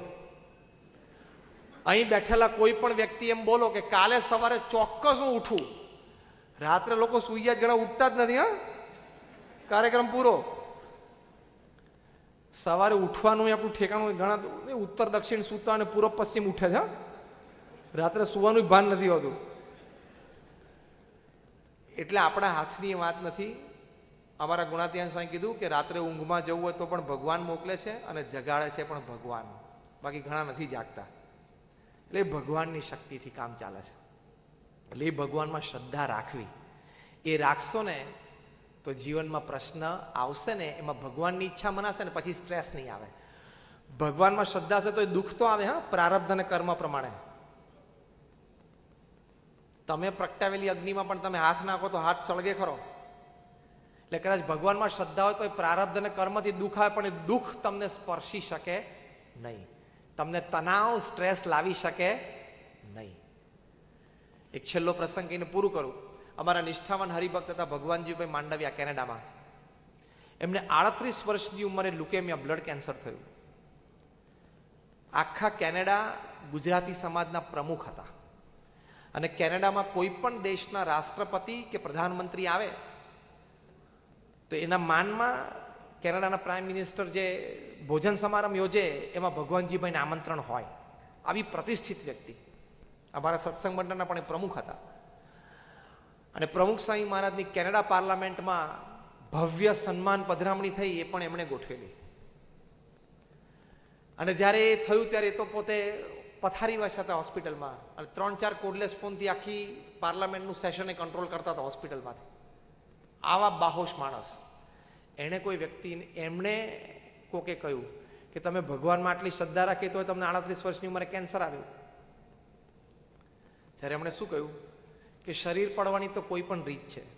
રામકૃષ્ણ પરમહંસને પણ કેન્સર થયેલું થાય, શરીર છે તો ગમે તે રીત હોય. પણ આ હાથથી મેં પ્રમુખ સ્વામી મહારાજનો ચરણ સ્પર્શ કર્યો છે. આ આંખથી મેં ભગવાનના દર્શન કર્યા છે અને ભગવાનના આવા સંત પ્રમુખ સ્વામીના દર્શન કર્યા છે. મારા જીવનનો ઘણો સમય મેં સમાજ સેવા અને પ્રભુ સેવામાં વિતાવ્યો છે. એટલે મને સંતોષ છે. હું જરાય અસ્થિર નથી. જે કંઈ થાય છે ભગવાનની ઈચ્છાથી. મારું આયુષ્ય આટલું હશે. આ કેટલી સ્થિરતા કહેવાય. નહીં તો કેટલો સ્ટ્રેસ આવે, દીકરાનું શું થશે ને દીકરીનું શું થશે ને આ થશે. એટલે ભગવાનમાં શ્રદ્ધા હશે તો ભગવાનનું કર્તૃત્વ મનાશે, ભગવાનની કર્તા શક્તિ મનાશે, તો તમને કોઈ દિવસ સ્ટ્રેસ આવશે નહીં. આ બધી જ જે વાતો કરી એને સમાપનમાં જ્યારે અર્જુનને કુરુક્ષેત્રના મેદાન ઉપર સખત સ્ટ્રેસ આવી ગયેલો કે મારે સગાવાલાને મારવાના, આ લોકો સાથે યુદ્ધ કરવાનું, સખત તણાવમાં આવી ગયા હતા અર્જુન. ત્યારે ભગવાન કૃષ્ણએ એમને શું કહ્યું, અત્યારે મોડર્ન સ્ટ્રેસ મેનેજમેન્ટમાં શીખવાડે છે, ઓફિસને ગ્રીન કલરની કરો, સાંજે ઠંડા પાણીનું શાવર લો, તમારું મ્યુઝિક બરોબર જે તમને ગમતું એ નિયમિત સાંભળો, અઠવાડિયે એક વખત બીચ ઉપર વોક કરવા જાઓ. આ બધા સ્ટ્રેસ રિલીફના સાધનો ડોક્ટર્સ, મેડિકલ સાયન્સ બતાવે છે. જે ભગવાન કૃષ્ણ અર્જુનનો રથ બીચ ઉપર લઈ ગયા હતા સ્ટ્રેસ મેનેજ કરાવવા માટે. ઉતરીને આખો રથ ગ્રીન પેઇન્ટ કરી નાખેલો. ભગવાન કૃષ્ણએ અર્જુનને સ્ટ્રેસમાંથી રિલીવ કરવા માટે, તણાવમાંથી મુક્ત કરવા માટે શું કહ્યું? વિચાર આપ્યો, વિચારની દ્રઢતા કરાવી. પહેલા શું કર્યું? કર્મણ્યવાધિકાર હસ્તે મા ફલેષુ કદાચન. તારી કામ કર્મ કરવાનું છે, ફળ હું નક્કી કરીશ. ભગવાન શું કહે છે? તારે તારું કર્મ કરવાનું, ફળ હું નક્કી કરીશ. આપણને તણાવ કેમ આવે છે કે ફળ આપણે નક્કી કરવું છે. રાઈટ ઓર રોંગ બોલો? અહીંયા તણાવ જન્મે છે, સ્ટ્રેસ. કર્મ હું કરું અને ફળ પણ હું નક્કી કરું. આ વખતે ટર્નઓવર 200 કરોડ થવું જ જોઈએ. Is good. એમ રાખવાનો, મેનેજમેન્ટની દ્રષ્ટિએ સાચું છે. પુરુષાર્થ પણ કરવાનો, પણ સાથે સમજણ કે મારા દરેક પુરુષાર્થ, દરેક વિચાર, દરેક આવડત પછી પણ ફળ તો ફાઇનલી ભગવાનના હાથની વાત છે. કારણ કે 10 ફેક્ટર તમારા હાથમાં છે, તમારા કંટ્રોલમાં છે, જેના લીધે ધંધો વધે. સામે 10 દુ 20 ફેક્ટર એવા છે કે જેના લીધે ધંધો ઘટે. એ તમારા હાથની વાત નથી. એમાં રાઈટ ઓર રોંગ? તમને બધાના અનુભવ હશે. પૂર આવી ગયું, દુષ્કાળ પડી ગયો, વરસાદ ઓછો પડ્યો, વરસાદ ઓછો પડે સીધો હીરા ઉપર ઇફેક્ટ આવે છે કે નહીં? વરસાદ ઓછો પડે રિયલ એસ્ટેટ ઉપર ઇફેક્ટ આવે છે કે નહીં? હા કે ના? હવે વરસાદ તમારા કંટ્રોલમાં છે? હા, ફ્લેટ બાંધવાય તમારા કંટ્રોલમાં, એમેનિટીઝ આપીએ તમારા કંટ્રોલમાં, પણ વરસાદ તમારા કંટ્રોલમાં નથી. અને રિયલ એસ્ટેટ અને હીરા એ બંને કેટલો બધો આધાર રાખે છે વરસાદ ઉપર, હા કે ના? બોલો બરોબર, એટલે ખબર પડે. તો એ ફેક્ટર ક્યાં તમારા કંટ્રોલમાં છે? એ ફેક્ટર કંટ્રોલમાં છે, શું કામ તણાવ લાવવાનું? એટલે સમજી રાખવાનું, if there are 10 factors you can control and grow your business, there are 20 factors which control you and can reduce your business. એટલે કર્મ કરવાનું, પુરુષાર્થ કરવાનો, જે કંઈ આવડત હોશિયારીઓ બધા લગાડી દેવાના, પણ સમજવાનું અને વિચાર દ્રઢ એ રાખવાનો, ફાઇનલ પરિણામ તો ભગવાનની ઈચ્છા હશે એ જ આવશે. તો તણાવ નહીં આવે, સ્ટ્રેસ. પહેલી વાત આ. બીજું, ભગવાન કૃષ્ણએ કહ્યું કે મન મના ભવ, તું તારું મન છે ને એ મારામાં રાખ. એટલે કે શું? તારા જીવનમાં જે કોઈ પ્રસંગો બને છે ને મારી ઈચ્છાથી બને છે, એમ તું માન, તો તને સ્ટ્રેસ નહીં આવે. અને ત્રીજું કહ્યું કે જે આત્મા માને છે પોતાની જાતને કે હું આ શરીર નથી, હું આત્મા છું, મારા તો અનંત જન્મ થઈ ગયા. ભગવાન કૃષ્ણે કીધું મારા તારા અનંત જન્મ થઈ ગયા. તરતી શોકમ આત્મવિદ, જે પોતાને માને છે કે હું આત્મા છું એ શોકને તરી જાય છે. એમાં 70-80 વર્ષની જિંદગી છે, 5-10 પ્લસ માઇનસ ભગવાનની ઈચ્છાથી. બાકી આ 70-80 વર્ષની રમત છે. હવે તમને એક નાની ગણતરી કરાવી દઉં એટલે તમને બહુ આશ્ચર્ય લાગશે. હા, રોજ 8 કલાક ઊંઘો. કોઈક અત્યારે 6-7 કલાક ઊંઘતું હશે, પણ નાના હતા ત્યારે 10-12 કલાક ઊંઘતા હતા, ગરડા થયો ત્યારે 10-12 કલાક, એટલે એવરેજ 8ની આવી જશે. 24માંથી 8 કલાક તમે સુવો છો, એટલે 1/3 of the day you are sleeping. 33% સુવામાં જાય છે. એ તમે 70 વર્ષ જીવો ને તો 23 વર્ષ તો તમારા સુવામાં જાય છે, જ્યારે તમને પોતાને ભાન ના હોય કે હું જીવું છું કે મરું છું. ખબર પડી? રોજ ખાલી 4 મિનિટનું બ્રશ એટલે તમારું 1.5 વર્ષ તો બ્રશમાં જાય છે, ઘસવામાં જ. આવી બધી ગણતરી કરો ને તો છેલ્લે 70માંથી 12 વર્ષ ઉભા રહે છે ધંધા નોકરી આના માટે. એમાં તું શું વળી તોડી લેવાનો? દેશી ભાષામાં કહું છું, એમાં તું શું બધી કેરીઓ આંબામાંથી તોડી લેવાનો, કેરીઓ ઉતારી લેવાનો? એમાં કે થોડે આંબામાંથી કેરીઓ બધી તોડી લેવાના છીએ અને ભેગી કરીને જતા રહેવાના? કશું લઈ નથી જવાના. આટલો ટાઈમ છે, કોઈ ખોટી હોશિયારી મારવાની જરૂર નથી. બહુ ક્ષણિક છે. 70-80 વર્ષ એટલે કાંઈ નથી. કેટલા વર્ષ થયા લાલજીભાઈ? 60. 60 કેવી રીતે આમ પસાર થઈ ગયા ઝડપમાં, કઈ ખબર પડી? આ 60 આઈને ઉભા રહ્યા કે નહીં? કોકને 40 હશે, કોકને 25 હશે, ફટ પસાર થઈ ગયા, અને બીજા ફટ પસાર થઈ જાય છે. પૃથ્વી પર રોજ 1.5 લાખ માણસો વિદાય લે છે. 86,000 સેકન્ડ છે 24 કલાક, એટલે 86,200. એમાં 1.5 લાખ જતા રહે છે, એટલે દર 2 સેકન્ડે 3. આપણે ખાલી આ વાત શરૂ કરીને કઈ કેટલા 1.5 કલાક થયો, પતી ગયું, કરોડોમાં સંખ્યા જતી રહી. અને ભગવાનને મન થાય કે આજે જરા 2 કલાક ફોકસ સુરત ઉપર રાખું, તો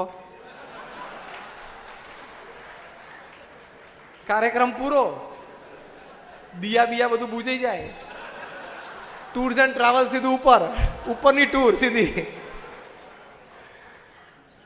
ભગવાન તો નક્કી કરે ફોકસ જરા આજે અડધો દિવસ સુરતમાંથી ઉઠાવા છે, તો કાર્યક્રમ પૂરો કરી નાખે આખા સુરતનો 2 કલાકમાં. તો એટલે આપણે કોઈ હેસિયત નથી, કોઈ હોશિયારી મારવાની જરૂર નથી.